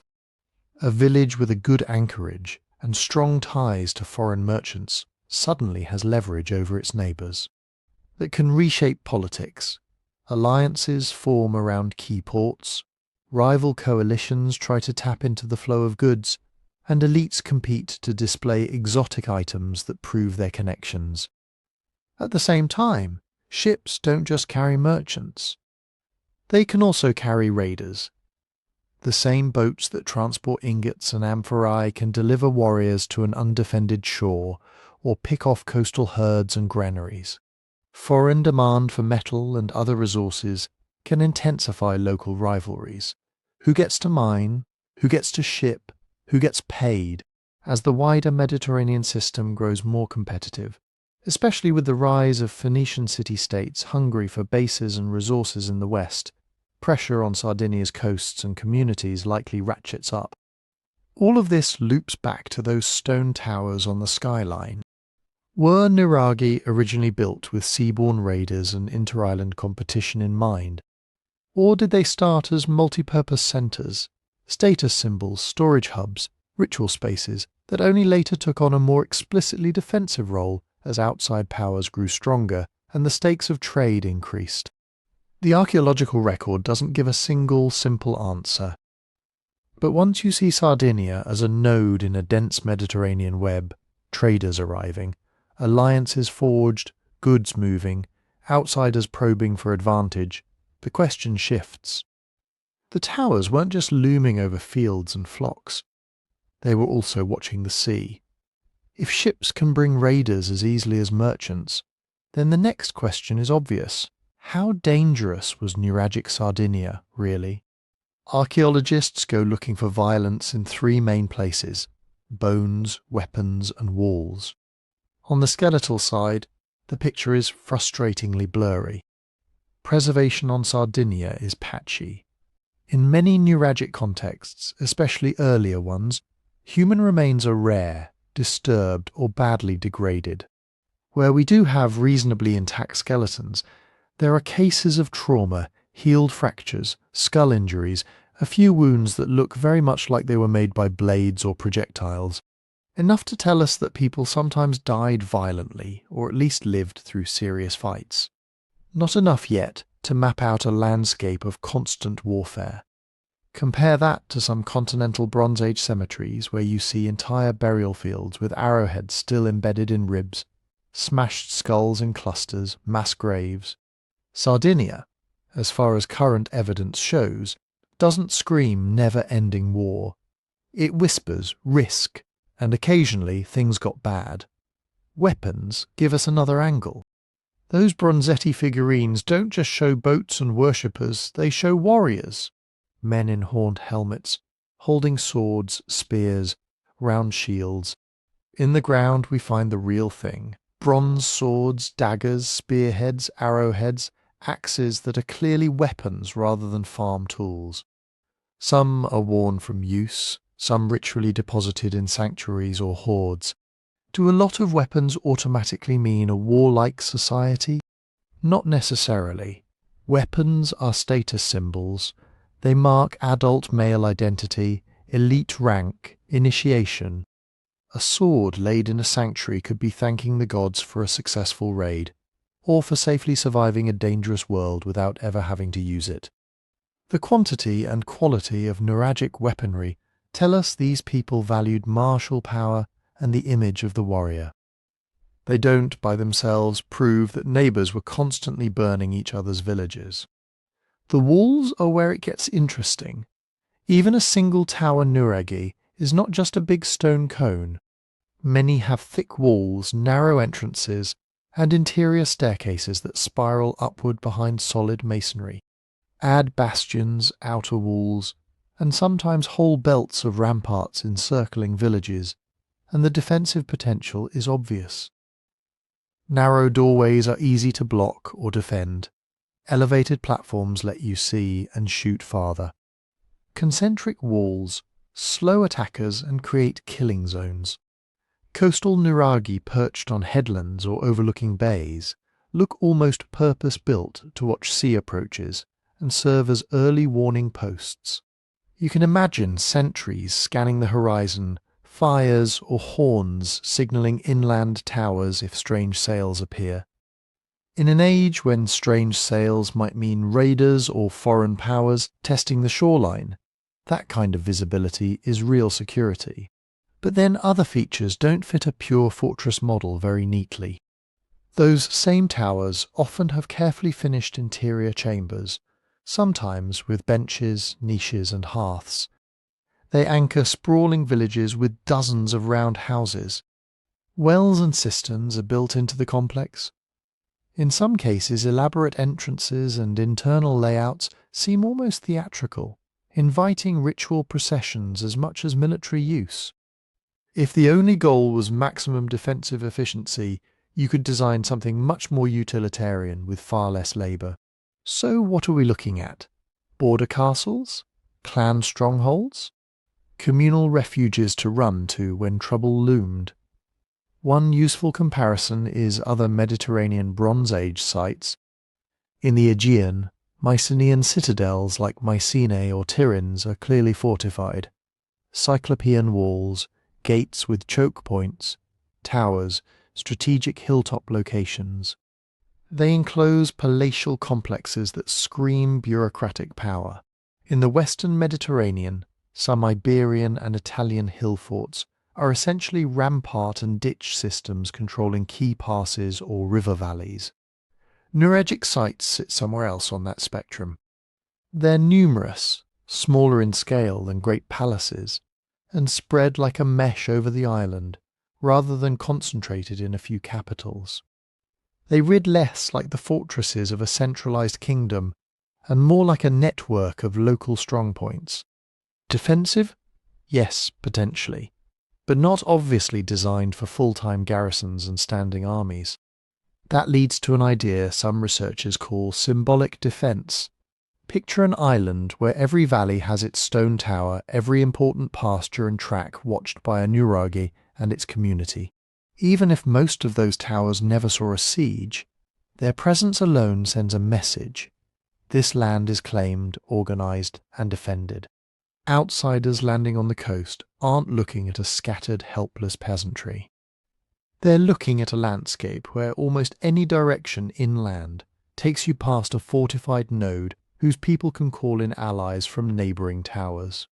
Symbolic doesn't mean fake. A village that can retreat into a tower with stored grain, thick walls and narrow entrances is much harder to raid successfully. But the real power might be deterrence, convincing would-be attackers that the cost isn't worth the payoff. In a world of small-scale raiding, cattle theft, and short, sharp clashes, reputation is half the battle. Imposing architecture helps build that reputation. Internal disputes probably mattered as much as external threats. Feuds between lineages, fights over water, pasture, or access to trade routes could flare into violence. In that context, Nuraghi may have functioned as refuges during crises, a place to move valuables and vulnerable people when relations soured, rather than as places where warriors lived year-round, polishing spears and waiting for the next siege. Think of them as emergency bunkers and stronghouses embedded in everyday life, doubling as centres of storage, council and ritual. Most days people are in the village, in the fields, at the spring. Only when tensions spike do they pull back behind stone. And that's where the story shifts from blades and walls to something harder to see but just as powerful, belief. If these towers help organise defence and project strength, they also seem to anchor sacred spaces, springs framed in perfect masonry, open courtyards where offerings were made, alignments that might track the movements of sun, moon or stars. The same communities that built for security also built for the gods, the ancestors, and the unseen powers they thought stood behind their survival. To understand why someone would pour generations of labour into 7,000 stone towers, we have to look not only at who they feared, but who they worshipped. From here, the path leads down into the wells, up onto the temple platforms, and into the ritual heart of Nuragic Sardinia. Start with water. Across Sardinia, Nuragic communities did something very strange with it. They didn't just drink from springs and move on. They framed water, trapped it, honoured it. They took natural seeps and turned them into architecture. The most famous examples are the so-called sacred wells and spring shrines. Imagine approaching one of these on foot in the late Bronze Age. You walk along a paved path that funnels you toward a single point. Ahead is a kind of little temple built partly above ground, partly below. There's a narrow, often trapezoidal doorway. You step through it, and a staircase leads you down into the earth, each step carefully cut, each stone precisely fitted. At the bottom is a circular or polygonal chamber, corbelled like a miniature Nuraghe, but inverted, its opening at the top, sky above, water below. In the middle, a shaft or basin where the spring rises, cool and clear. This is not casual construction. The masonry can be as good as anything on the island. Stones are dressed, joints tight, geometry deliberate. At Santa Cristina, one of the best preserved sacred wells, the stairway and opening are so exact that on certain days light does something very specific. At the autumn equinox, sunlight shines straight down the stair and reflects off the water. Around the lunar standstill cycle, the moon appears framed in the oculus above, reflected in the pool. Is that intentional? Many researchers think so. Others caution that alignments can be over-interpreted, that if you test enough angles, some will match astronomical events by chance. But whether you see precision engineering or fortuitous coincidence, the pattern is clear. These wells are not just plumbing. They are stages. Whatever happened there, seasonal rites tied to rainfall, fertility rituals for fields and herds, coming-of-age ceremonies, healing practices, probably involved groups of people, not solitary mystics creeping downstairs in the dark. The layout invites processions. People could gather in the courtyard above, descend in sequence, observe from the edge of the stair, hear chants or prayers reverberate in the confined chamber. Water is controlled, revealed, made special. The fact that these sanctuaries often sit near or within sight of Nuraghi is important. You get complexes where a tower, a village, and a sacred well form a single node in the landscape. Defense, daily life, and devotion braided together. And it's not just wells. There are megaron temples, rectangular buildings with central rooms and forecourts, sometimes surrounded by porticos, altars, and secondary structures. There are open sanctuary spaces where circular meeting huts with benches encircle a central feature, possibly used for councils and feasts linked to ritual days. Pottery, animal bones, bronze objects, and little figurines turn up in these places, often in ways that look a lot like offerings. Taken together, this looks less like private piety and more like public religion. A calendar of gatherings that pulled people from scattered hamlets toward shared sacred centres. Then there are the dead.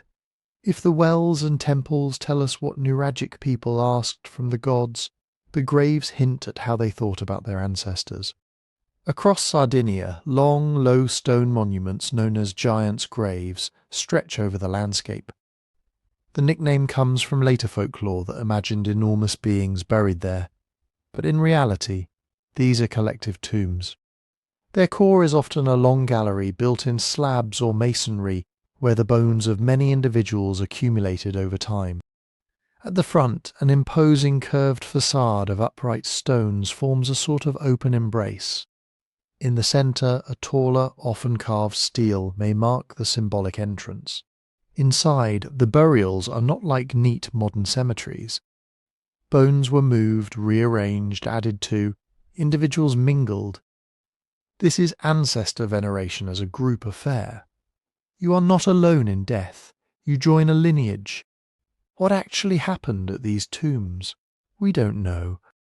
But the architecture suggests that the living didn't simply seal them and walk away. The wide forecourts in front of the facades look like spaces for assembly. People might have gathered there for feasts, oaths, memorials, or seasonal rites anchored in the presence of the dead. Over time, practices evolved. By the full Nuragic period, some communities seem to favour smaller, possibly more individualised burials alongside the older communal ones. That shift could signal changes in social structure, emerging elites, wanting separate monuments, or new ideas about personhood and status. But the basic principle holds. The dead were not invisible. They occupied built places in the same landscape as towers and wells. So what holds this whole ritual system together? One answer is cooperation. In an island mapped with dozens, maybe hundreds of sanctuaries, you can imagine an annual cycle where people from multiple villages stream toward particular sacred sites at certain times of year.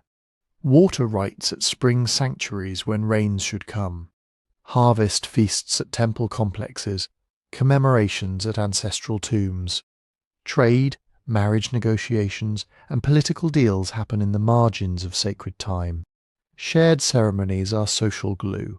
If your community and the one over the next ridge send people to the same well sanctuary, sacrifice at the same altar, honour overlapping sets of gods or spirits, then you have something to appeal to when disputes arise. You're not just arguing as rivals, you're arguing as co-participants in a ritual world. This is where artifacts become more than just pretty objects. Bronze votives, miniature weapons, ships, animals, and especially the famous figurines turn up in these sacred contexts. Some show worshippers with raised arms, perhaps in a gesture of prayer or greeting. Others show warriors, chiefs, musicians, even mothers with children. Tiny models of Nuraghi themselves appear, like little stone towers translated into bronze. What are these saying, at minimum, that the people who left them wanted to project particular identities before the sacred? We are fighters. We are herders. We are sailors. We belong to this tower, this lineage. Some figurines may represent deities, but many look more like elaborated humans, maybe idealized ancestors or mythic heroes that blur the line between mortal and divine. Offerings of tools, weapons, and ornaments suggest worries and hopes that are very recognizable. Fear of drought, desire for protection in war, concern for fertility and health, anxiety about safe voyages and fair trade. The concentration of high-value bronze at certain sanctuaries also hints that these were places where wealth was converted into prestige and obligation. You don't just show off your riches, you put some of them beyond use, handing them to the gods, and, by extension, to the community that witnesses your generosity. Notice, too, the spatial logic. Sacred wells near springs, giants' graves on ridges and boundaries, temple complexes and meeting huts within or adjacent to Nuragic villages. Political and spiritual authority are not in separate neighbourhoods, they occupy the same stones. The people who controlled access to sanctuaries, the ones who led rites, kept calendars, stored offerings, likely overlapped with those who directed labour on the towers and managed surplus. Religious leadership, clan leadership, and military leadership may not have been different jobs. If you want your tower to command obedience, it helps if the god you all fear and trust is associated with that same place, those same stairs, that same view. And yet, for all this we have to be careful, because there are no Nuragic scriptures, no myths written down by their own hand. Every interpretation is, at some level, a controlled guess. It's very easy to take a sacred well and call it a temple to a water goddess, because that feels familiar from Greece or the Near East. It's tempting to see giants' graves and immediately talk about hero cults or ancestral worship in terms borrowed from later societies. Good researchers spend a lot of effort resisting those easy analogies. They map distribution patterns, date construction phases, study wear on steps and offerings in fill layers, and ask, what can we say from the evidence itself, and where are we importing ideas from elsewhere? That tension between stones we can touch and meanings we can't ask their builders about is the core frustration of Nuragic religion.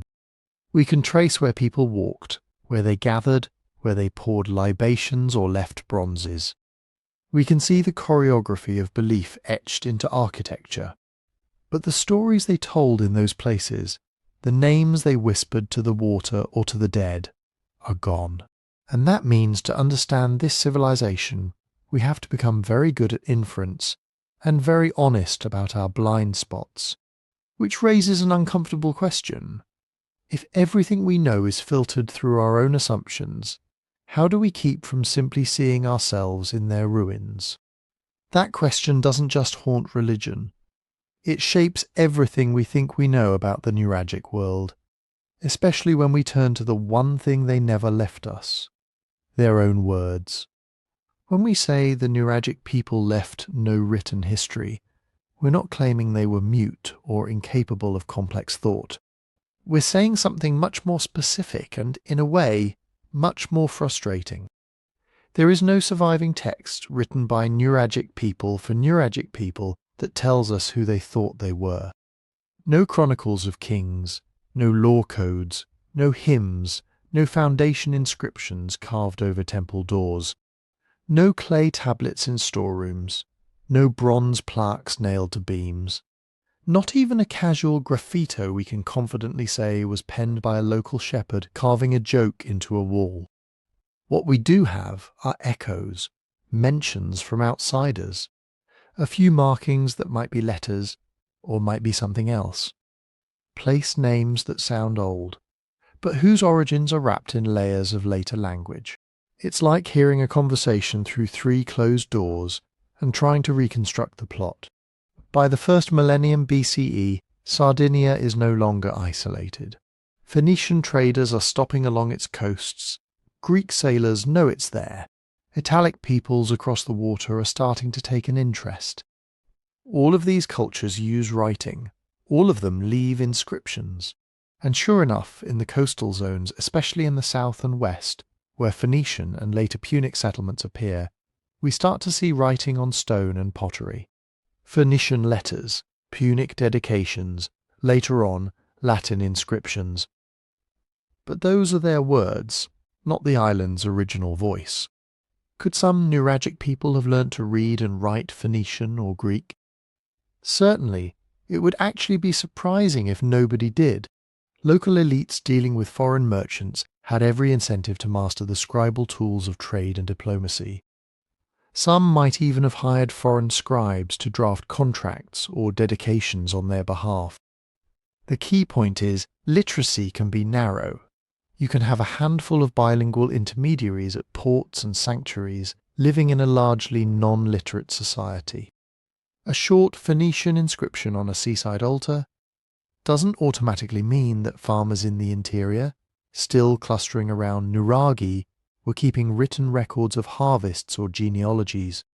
And even if Nuragic communities did experiment with writing using imported scripts, most of that material would have been on perishable surfaces, wooden tablets, wax, leather, fabric. A few centuries of humidity, insects and fire will erase almost all of that. Stone keeps complaining for 3,000 years. Birch bark and palm fibre do not. So we're stuck in a strange situation. We know writing is nearby. We know contacts exist. We see letters carved in stone within walking distance of Nuragic complexes. But we cannot safely say that this reflects a deep, widespread local literacy, or that it captured the stories people told about themselves. Which brings us to the thing that probably did the most cultural work on the island, speech. Oral tradition can hold a civilization together for a very long time without ever touching ink or chisel. Stories, genealogies, law codes, ritual formulas, navigational knowledge, and land boundaries can all be memorized, repeated, and enforced. We know this because it's been documented in hundreds of societies worldwide. Entire epics recited from memory. Legal disputes settled by elders who can quote precedents 4 generations back. Ritual specialists who know exactly which words must be said, in which order, on which day, or the rite is spoiled. If you live in a world of towers, wells, and graves, but no books, your landscape becomes your archive. A hill might hold the story of a battle. A sacred well anchors a calendar of ceremonies. A giant's grave is not just a tomb, it's a mnemonic. This is where our clan came from. This is where the treaty was sworn. This is where the ancestor did X. The problem for us is that oral tradition is incredibly strong until it breaks.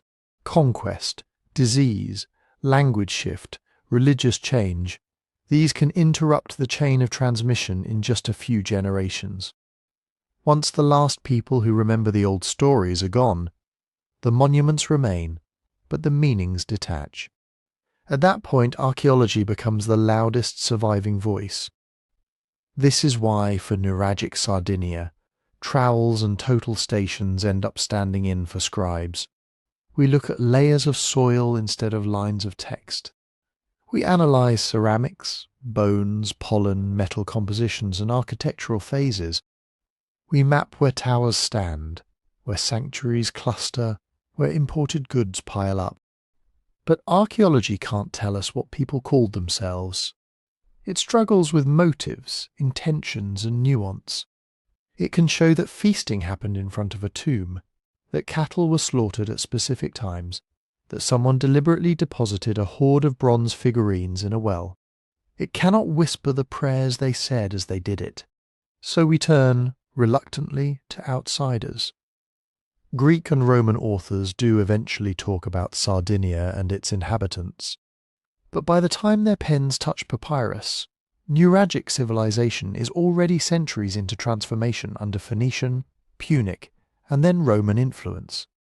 The old tower-building horizon is fading, and those writers have their own agendas. For a Greek geographer or a Roman historian, Sardinia is usually a periphery, a place of metals, grain, timber, and trouble, an island of barbarians to be subdued, taxed, or feared. Descriptions of its people veer towards stereotypes: fierce warriors, treacherous tribes, diseased climates, stubborn hill folk who won't submit. Sometimes there are kernels of truth in these accounts, references to fortified highlands, to long-lasting local resistance, to distinctive arms and tactics that match what we see in figurines and grave goods. But every line is filtered through imperial eyes. When a Roman says they are uncivilized, what he often means is they do not live like Romans.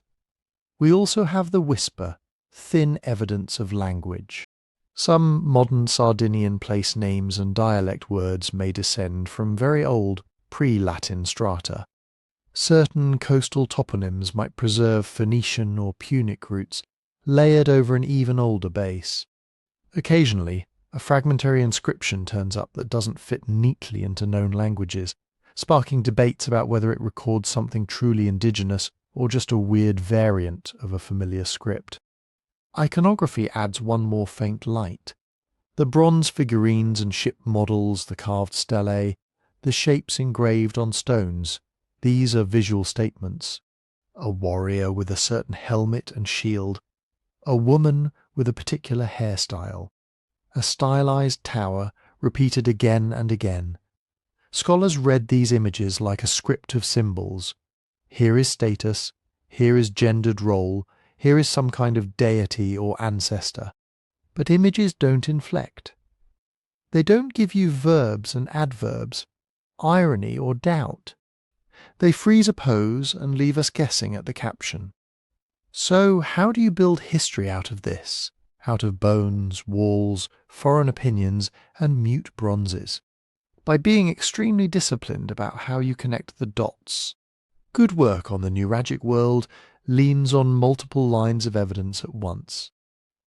If you propose that a certain kind of site is a seasonal gathering place, you don't stop at "it looks like a gathering place." You ask, do the animal bones show butchery patterns consistent with feasting? Do the ceramics cluster in forms used for serving, not storage? Are there traces of temporary structures or repeated resurfacing of open areas? Are similar sites spaced in a way that makes sense for regional meeting points? Interpretations are framed in cautious language, consistent with, suggests, may indicate. Competing hypotheses sit side by side because the same material pattern might support more than one story. A hilltop Nuraghi might be a fortress, a status symbol, and a ritual centre all at once. Assigning it just one role because we like tidy categories would be another kind of fiction. This is the tightrope. If you're too bold, you risk projecting your own society's values onto theirs. If you're too cautious, you end up saying nothing at all. And meanwhile, off stage, history keeps moving. Because while the Nuragic world never hands us a written autobiography, their island is about to be flooded with people who absolutely do write things down. Phoenician merchants, then Carthaginian administrators, then, eventually, Roman conquerors. From here on, the silence of the towers is surrounded by an increasingly loud chorus of foreign voices. The question becomes not just who were the Nuragic people, but what happens to a civilization of stone when literate empires start drawing new lines across its landscape?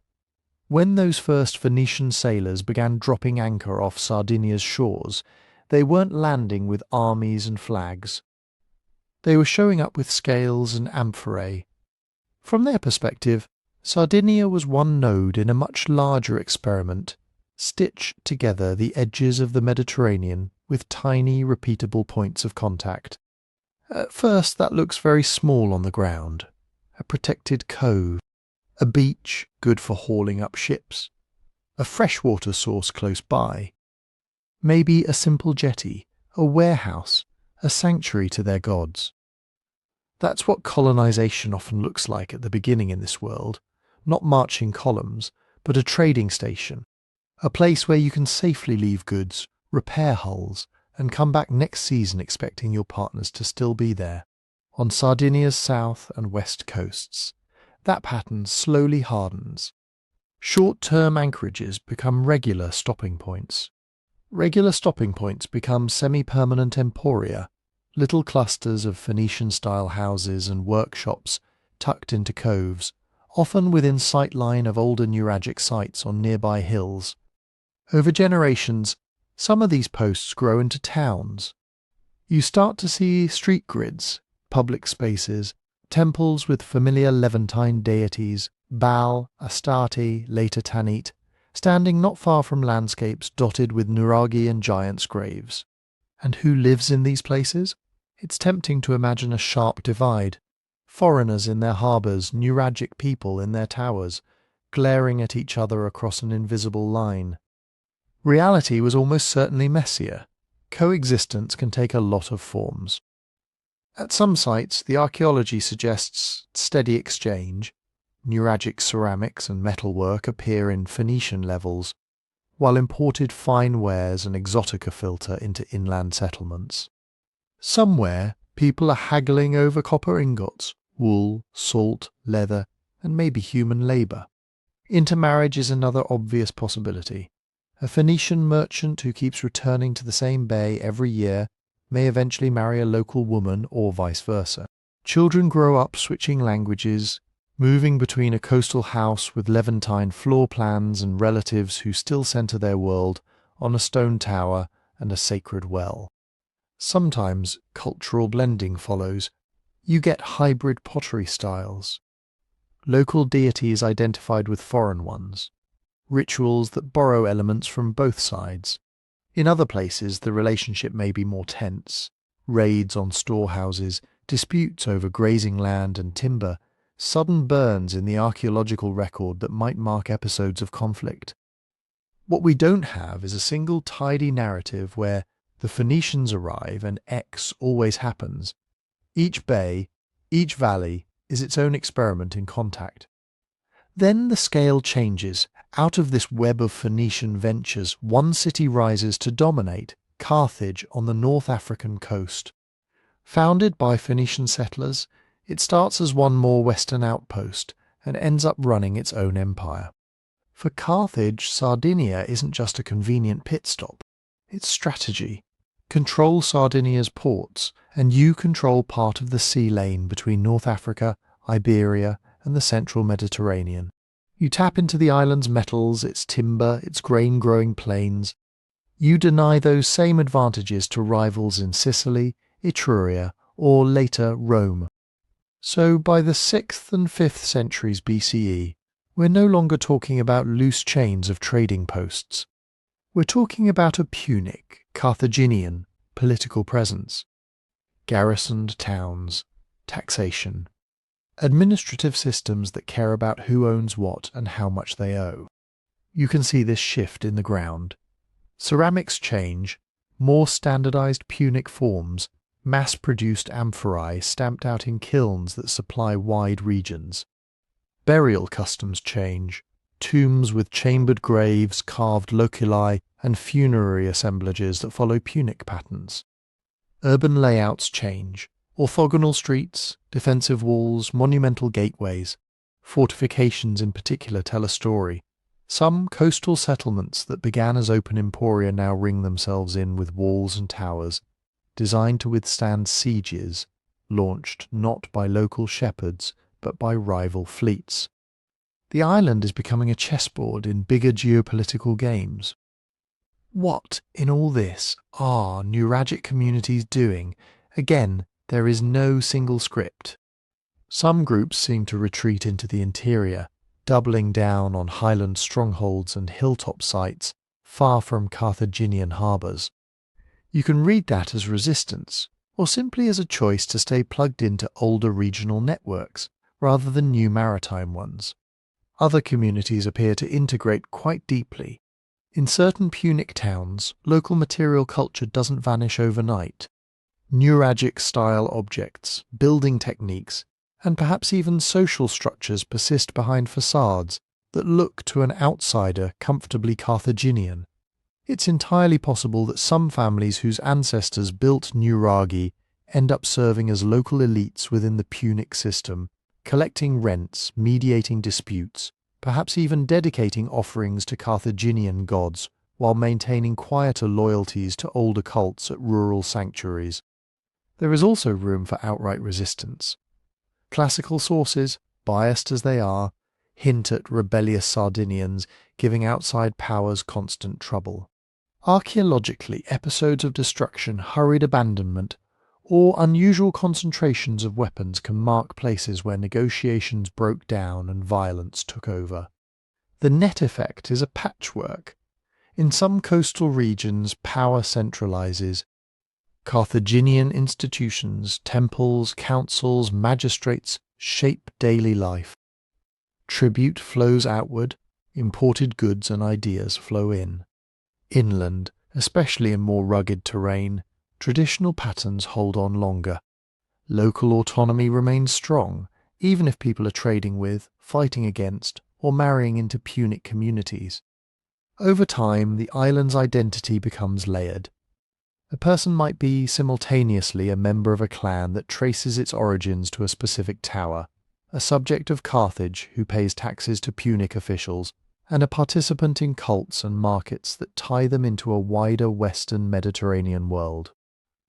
By the time Rome starts to take a serious interest, Sardinia is not a pristine Nuragic landscape waiting to be Romanized. It's a complex, already hybrid society where tower builders' descendants, Punic merchants, and other migrants all share space, sometimes willingly, sometimes not. What Rome encounters and conquers is this entangled island. The big question, and the one we'll turn to next, is when Roman legions and Latin inscriptions spread across Sardinia, how much of that older Nuragic identity is erased? How much is absorbed, and how much quietly survives behind new names and new walls? When Rome finally turns its full attention to Sardinia, it's not because they've suddenly discovered a mysterious island of towers and want to write ethnographies. It's logistics.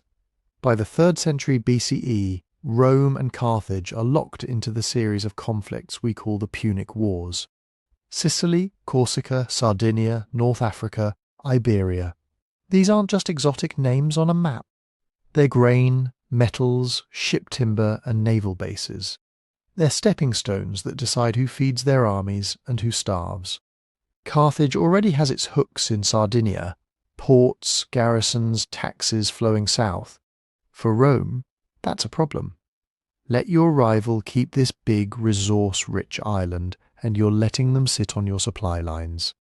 So when Carthage stumbles in the First Punic War, Rome does what ambitious republics do. It moves, through a mixture of military pressure and political opportunism, uprisings among Carthaginian mercenaries, shifting alliances, calculated treaties. Sardinia and Corsica slide into Rome's control in the early 3rd century BCE. They're packaged together as a province, a single administrative unit in Roman eyes, even if the people living there probably think in much smaller, more local terms. From the Roman perspective, this isn't a romantic conquest. It's a spreadsheet. Once they've claimed the island, they start doing what they're very good at, regularizing. You get taxation assessed not just through old Punic networks, but now in the language of Roman tribute. You get governors sent out from the mainland, backed by magistrates, soldiers, and eventually courts that apply Roman law. You get the beginnings of something like an imperial infrastructure. Roads are crucial. Roman engineers don't pave every sheep path, but they do start stitching together major settlements, especially those coastal hubs that matter for trade and troop movement. Over time, lines of stone and beaten earth link harbours on the south and west to inland valleys and highland zones. What had once been long, uncertain journeys between river mouths and hill country become, at least in principle, more navigable. New urban centres rise or older ones are rebranded. Some Punic towns are refitted as Roman coloniae or municipia, with forums, baths and temples that follow familiar Italic patterns. Latin inscriptions start appearing on stone. Dedications, milestones, funerary epitaphs, layered over a landscape that, until very recently, told its stories entirely in architecture, ritual and oral memory. Does that mean the Nuragic world simply vanishes at this point? Not quite. Even during the Roman period, a surprising number of Nuraghi are still being used, not necessarily as the throbbing political hearts they once were, but as something more modest and stubborn: farmsteads, storage spaces, seasonal shelters, lookout posts. In some areas, people build small houses right up against the flanks of old towers, or tuck domestic structures into the outer works of Nuragic complexes. Sherds of Roman-era pottery show up on floors that were first laid in the Bronze Age. A tower that once anchored a chieftain becomes, in effect, a thick-walled barn, or a landlord's rural base. Elsewhere, Nuragic sanctuaries, especially certain wells, springs and monumental tombs, keep attracting attention. Offerings from Punic and then Roman periods appear at sites whose core architecture is centuries older. That suggests at least a thread of ritual continuity. New names for gods, new styles of votive objects, but the same places marked out as special, dangerous or sacred. Some Nuraghi shift categories entirely. They become quarries. Why haul fresh stone from a hillside when there's a beautifully cut block sitting in a nearby Bronze Age tower? Roman builders, like the Punic ones before them, don't always resist that temptation. You find ancient ashlars reused in villa walls, farm enclosures, even in later churches. Each reuse is an act of both destruction and continuity. The tower dissolves, but its stones keep living in new structures. Other towers persist mainly as landmarks. A Nuraghe on a ridge is impossible to ignore. It becomes a wayfinder, meet by the old tower, graze below the great stone place. Even when people no longer remember who built it, they still navigate by it. In some cases, folklore begins to crystallize around these hulks. Tales of giants, heroes, lost peoples, early attempts to explain a past that has outlived its own texts. Romanization, though, is not a wave that washes evenly across the island. In and around major ports and administrative centres, you're more likely to see Latinized names, people wearing togas on special occasions, participation in imperial cults, and investment in Roman-style buildings. Local elites who cooperate with Rome may send sons to serve in the army, learn Roman law, or climb the ladder of imperial bureaucracy. But step away from those hubs into the interior and older patterns linger longer. Language shifts more slowly. Clan structures and customary law keep shaping how land is actually used, regardless of what Roman jurists say.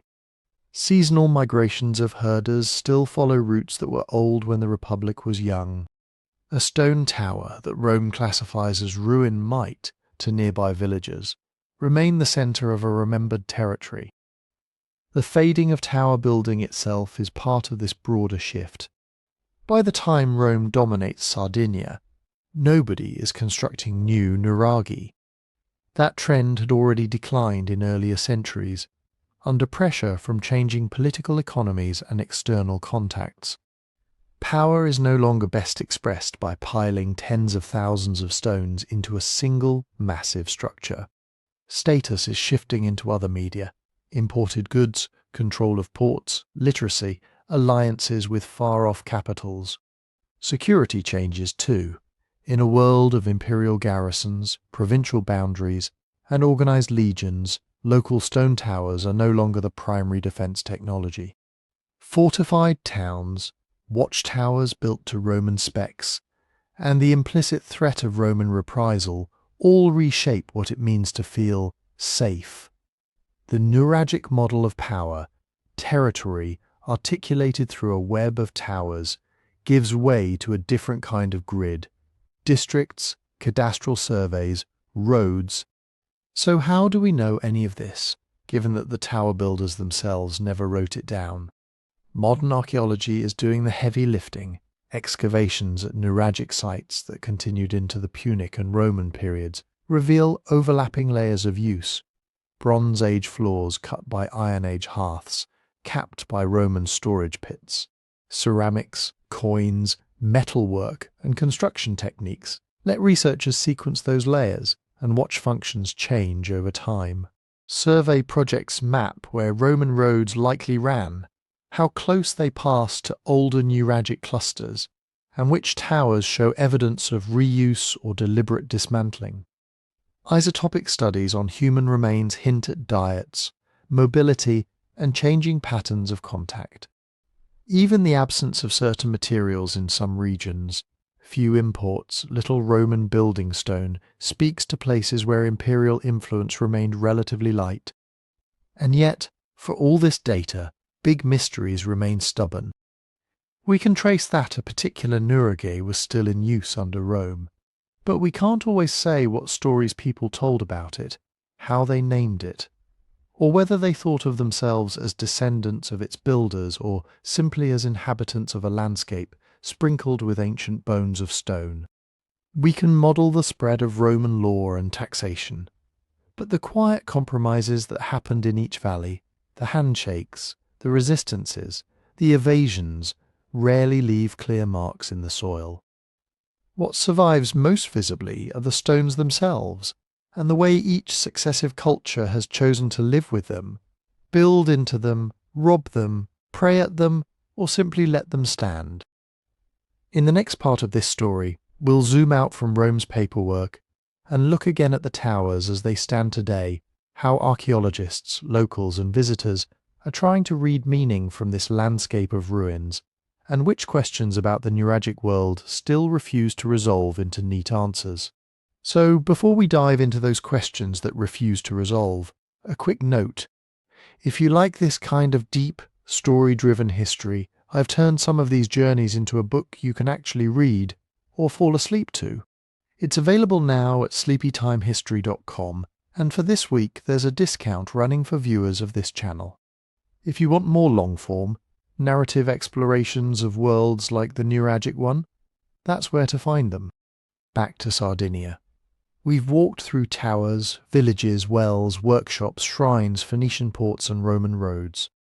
We've looked at metals, trade, warfare, ritual, and yet, even with all of that, the biggest questions are still sitting right in the middle of the room like unmovable stones.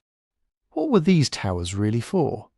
Not in the narrow sense. We know some store grain, some anchor villages, some sit over sacred wells, but in the primary organising sense. What was the main logic behind piling up that much stone, thousands of times across centuries? Were Nuraghi primarily fortresses, nodes in a defensive web? Were they elite residences, strongholds for powerful families who wanted to be seen, literally seen, from every valley? Were they ritual centres first, administration second, defence third? Or were they multi-tools, part barn, part shrine, part beacon of status, depending on who was using them and when? Linked to that is the political question. What kind of society decides to cover an island in towers? Not 10 towers, not 50 prestige projects built by a single king, but 7,000 of them, in different styles and scales, rising over generations. One model says, think chiefdoms, regional leaders controlling clusters of villages, each chief marking their authority with a central Nuraghe, maybe a complex multi-tower structure surrounded by smaller, simpler ones. Power radiates from that core through kinship ties, feasts, and obligations. Another model leans harder into clans. Extended families, each with their own ancestral tower, linked in loose networks of marriage and alliance. No permanent state, just a shifting mosaic of kin-based groups that cooperate when they must and compete when they can, all using towers as physical claims on land and memory. Then there's peer polity competition. dozens or hundreds of roughly equal communities watching each other, copying each other, trying to outdo each other. You build a bigger tower, I respond with a taller one. You add a second turret, I add a ring of walls. Prestige spirals upward, and so does the stone. No single central authority is ordering the whole project. The landscape itself becomes a scoreboard. And layered on top of all that is the idea of loose confederations. Maybe in certain periods, especially when outside threats loom, multiple Nuragic centres knit together into alliances, temporary leagues of chiefs or clan leaders who coordinate building projects, warfare and ritual. The towers then become not just local symbols, but nodal points in larger coalitions that can form and dissolve over time. Each of these models explains part of what we see. None of them, on its own, explains everything. Because whatever the exact structure, one thing is undeniable: the scale is wild. This isn't a casual building habit. It's a long-term island-wide commitment to a particular way of expressing power, identity, and sacredness in stone. Generation after generation willing to move rocks the size of small cars. With no wheels, no cranes, no beasts of burden we can securely document in use for heavy traction. Why? That question gets even sharper when we remember what's missing: writing. For centuries, people here were mastering bronze, organizing large workforces, negotiating with traders from far-off places, maintaining complex ritual landscapes. In other parts of the Mediterranean, those same combinations of wealth, hierarchy and connectivity are paired with scripts: Linear A, Linear B, Phoenician, Early Greek. On Sardinia, from the Nuragic builders themselves, we get none of that. No clay tablets, no carved stone stelae with neat rows of symbols. No ink traces on pots. How do you get a tower-building, metal-working, seafaring society with no writing? One possibility is that there was writing, but we just haven't found it in durable form. Perishable media are the villain here. If they wrote on wood, leather, bark or textiles in ink or pigment, most of that would be gone after 3,000 years in a Mediterranean climate. A society could have limited, specialized literacy, used for tallies, ritual formulas, diplomatic notes, and leave essentially nothing for archaeologists to read. Another possibility is that literacy existed, but only in foreign scripts used by visiting or resident outsiders. Phoenician traders, for instance, almost certainly kept their own records. Some may have lived among Nuragic communities, tallying shipments and debts in a script the locals didn't adopt as their own. That kind of shadow literacy would leave a very thin archaeological footprint, especially if archives were kept in coastal centres that later eroded, burned, or were redeveloped again and again. A third scenario is more radical. Perhaps the Nuragic world did most of its complexity without writing at all. Oral tradition, memorized genealogies, ritual cycles, and face-to-face negotiation could carry a huge amount of information, especially in societies trained from childhood to remember long, structured narratives. You don't need a ledger if everyone at the feast personally witnessed the exchange and remembers who owes what. You don't need an inscription to define a boundary if a tower, a tomb, and a sacred grove spell it out in stone and custom. None of these explanations excludes the others. It might have been a mix, some perishable writing, some foreign note-keeping, and a strong culture of oral memory that made permanent texts less central than they would later become under Phoenician and Roman influence. So how do we move from educated guesswork toward firmer answers? This is where new tools start to matter. LIDAR and systematic survey are mapping Sardinia in ways that were impossible a generation ago. Laser scanning from the air can strip away vegetation and modern clutter, revealing hidden Nuraghi, field systems, trackways and smaller structures that don't show up in casual walks. That helps us see how towers relate to each other, to water sources, to arable land, and whether patterns match chiefdoms, clan territories, or something else entirely. Radiocarbon dating, refined and cross-checked, is tightening the timeline. Instead of just saying late Bronze Age, we can begin to say this part of the complex was likely built a century or two after that part. Multiply that by dozens of sites, and you start to see waves of construction, peaks and troughs in building intensity. Those waves can be compared with evidence for climate shifts, trade booms, or external pressures. Isotopic analysis of human and animal remains is opening windows onto diet and mobility.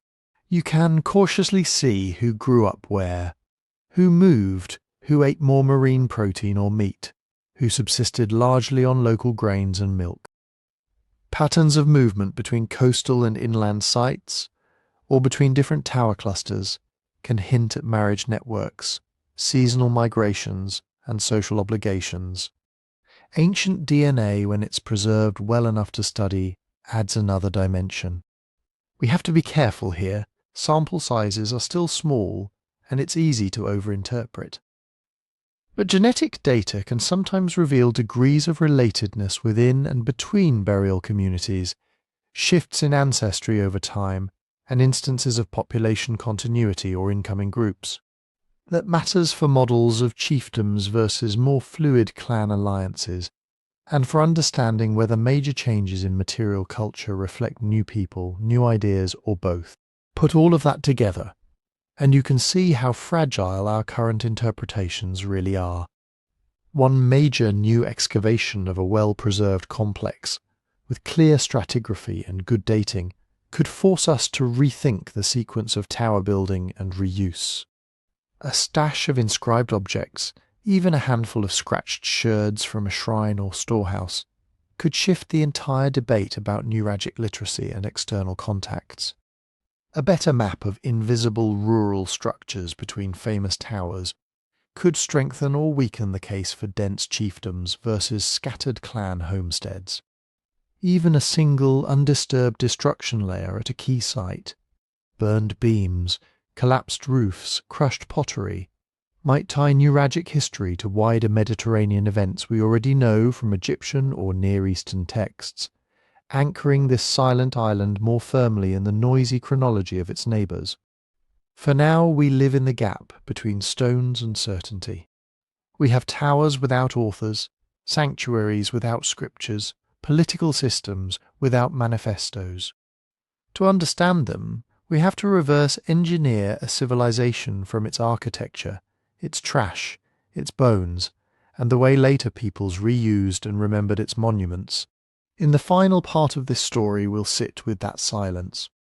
We'll ask what it means that so much of human history, including an entire tower building civilization in the heart of the Mediterranean, has to be reconstructed from fragments, and what the Nuragic world can teach us about how we tell stories when the people we're talking about never wrote theirs down.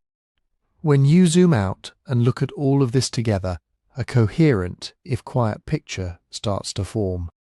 For more than 1,000 years, Sardinia was home to a society that could plan on a big scale and think on a long timeline. They were quarrying, transporting, and stacking huge stones with enough precision that many of their towers are still standing. They were coordinating labour across villages, managing metals and plugging themselves into Mediterranean trade routes where copper, tin, ceramics, ideas, and probably people were all moving. That doesn't happen by accident. It takes organisation, shared expectations, and some kind of leadership. Whether that's chiefs, councils of elders, powerful families, or ritual specialists. It takes a culture that can look at a bare ridge and collectively decide, we will put our mark here and then keep that mark repaired, reused, and reinterpreted for centuries. And the Nuraghi themselves tell us something else. Single explanations don't fit very well. Defence. Some towers are clearly in commanding positions, with thick walls and sightlines that make sense if you're worried about raiders or rival clans. Community hubs. The big complexes with surrounding villages, meeting rooms, courtyards, and nearby wells look like the beating hearts of local life, where people stored grain, made decisions, and held feasts. Status. It's hard not to see prestige in a multi-tower Nuraghi looming over simpler neighbours, or in the careful ashlar masonry of certain stairways and chambers. Stone can be wealth when it's arranged in a way that only a few can afford. Ritual, sacred wells, altars, votive bronzes, and deliberate deposits around some towers show that these weren't just practical structures. They were plugged into a sacred geography, places where people came to talk to gods and ancestors. Over time, those roles probably layered and shifted. A tower that began as a fortress might become, generations later, an ancestral shrine. A prestige project might turn into a storage hub. A ritual centre might be retrofitted with defensive walls when the world outside grew more dangerous. The stones stayed. The meanings moved. The lack of written texts makes all of this harder to pin down, but it also forces us to pay attention to things we sometimes ignore. How walls meet, where doorways point, what's buried under thresholds, where imported pottery shows up and where it doesn't. Landscapes, artifact scatters, building phases, these become our verbs and nouns. Handled carefully, those mute sources really do speak. Not in sentences, but in patterns. They tell us that people return to certain places over and over. They show us that some communities had access to distant goods and others did not. They hint at shared symbols, bronze figurines, particular vessel shapes, repeated layouts that must have carried meanings everyone then would recognize, even if we never will. And yet, even after we've squeezed every data point we can from every trench and survey, we're still left with that final strangeness, an island covered in thousands of stone towers that look, in some deep way, deliberate, as if the builders were trying to say something about who they were, where they belonged, and what they believed would last. They never left us their explanations. No dedicatory plaques, no royal boasts, no hymns carved in stone. So we're left with questions and with an invitation. If you've stayed with this story all the way to the end, I'd love to hear from you. Tap like if this kind of slow, careful history is your thing. Subscribe if you want more journeys into the deep past, and drop a comment telling me where in the world you're listening from. Bonus points if you include what time it is as you stand, or lie awake, thinking about stone towers in the dark. And if you want to go even deeper into prehistoric mysteries like this, I've turned some of these explorations into a book you can find at sleepytimehistory.com. It's built for exactly this kind of curiosity. Long, winding stories about worlds that didn't leave us words. Before we close, imagine this. You're standing at the base of a Nuraghe on a clear night. The stones around you are cold. The interior is a shaft of darkness. Above, the stars are so bright they almost feel like another kind of architecture. Somewhere in the distance you hear the sea. You look up at the tower and wonder, what did this thing used to watch? Signals from another hilltop. The return of trading boats. The movements of rival clans. The rising of a particular star that told them it was time to sow, to harvest, to remember the dead. We don't know. We may never know. But the tower is still there, still doing the one job it was absolutely built for, making sure that, long after its builders' voices fell silent, somebody would stand in its shadow and ask,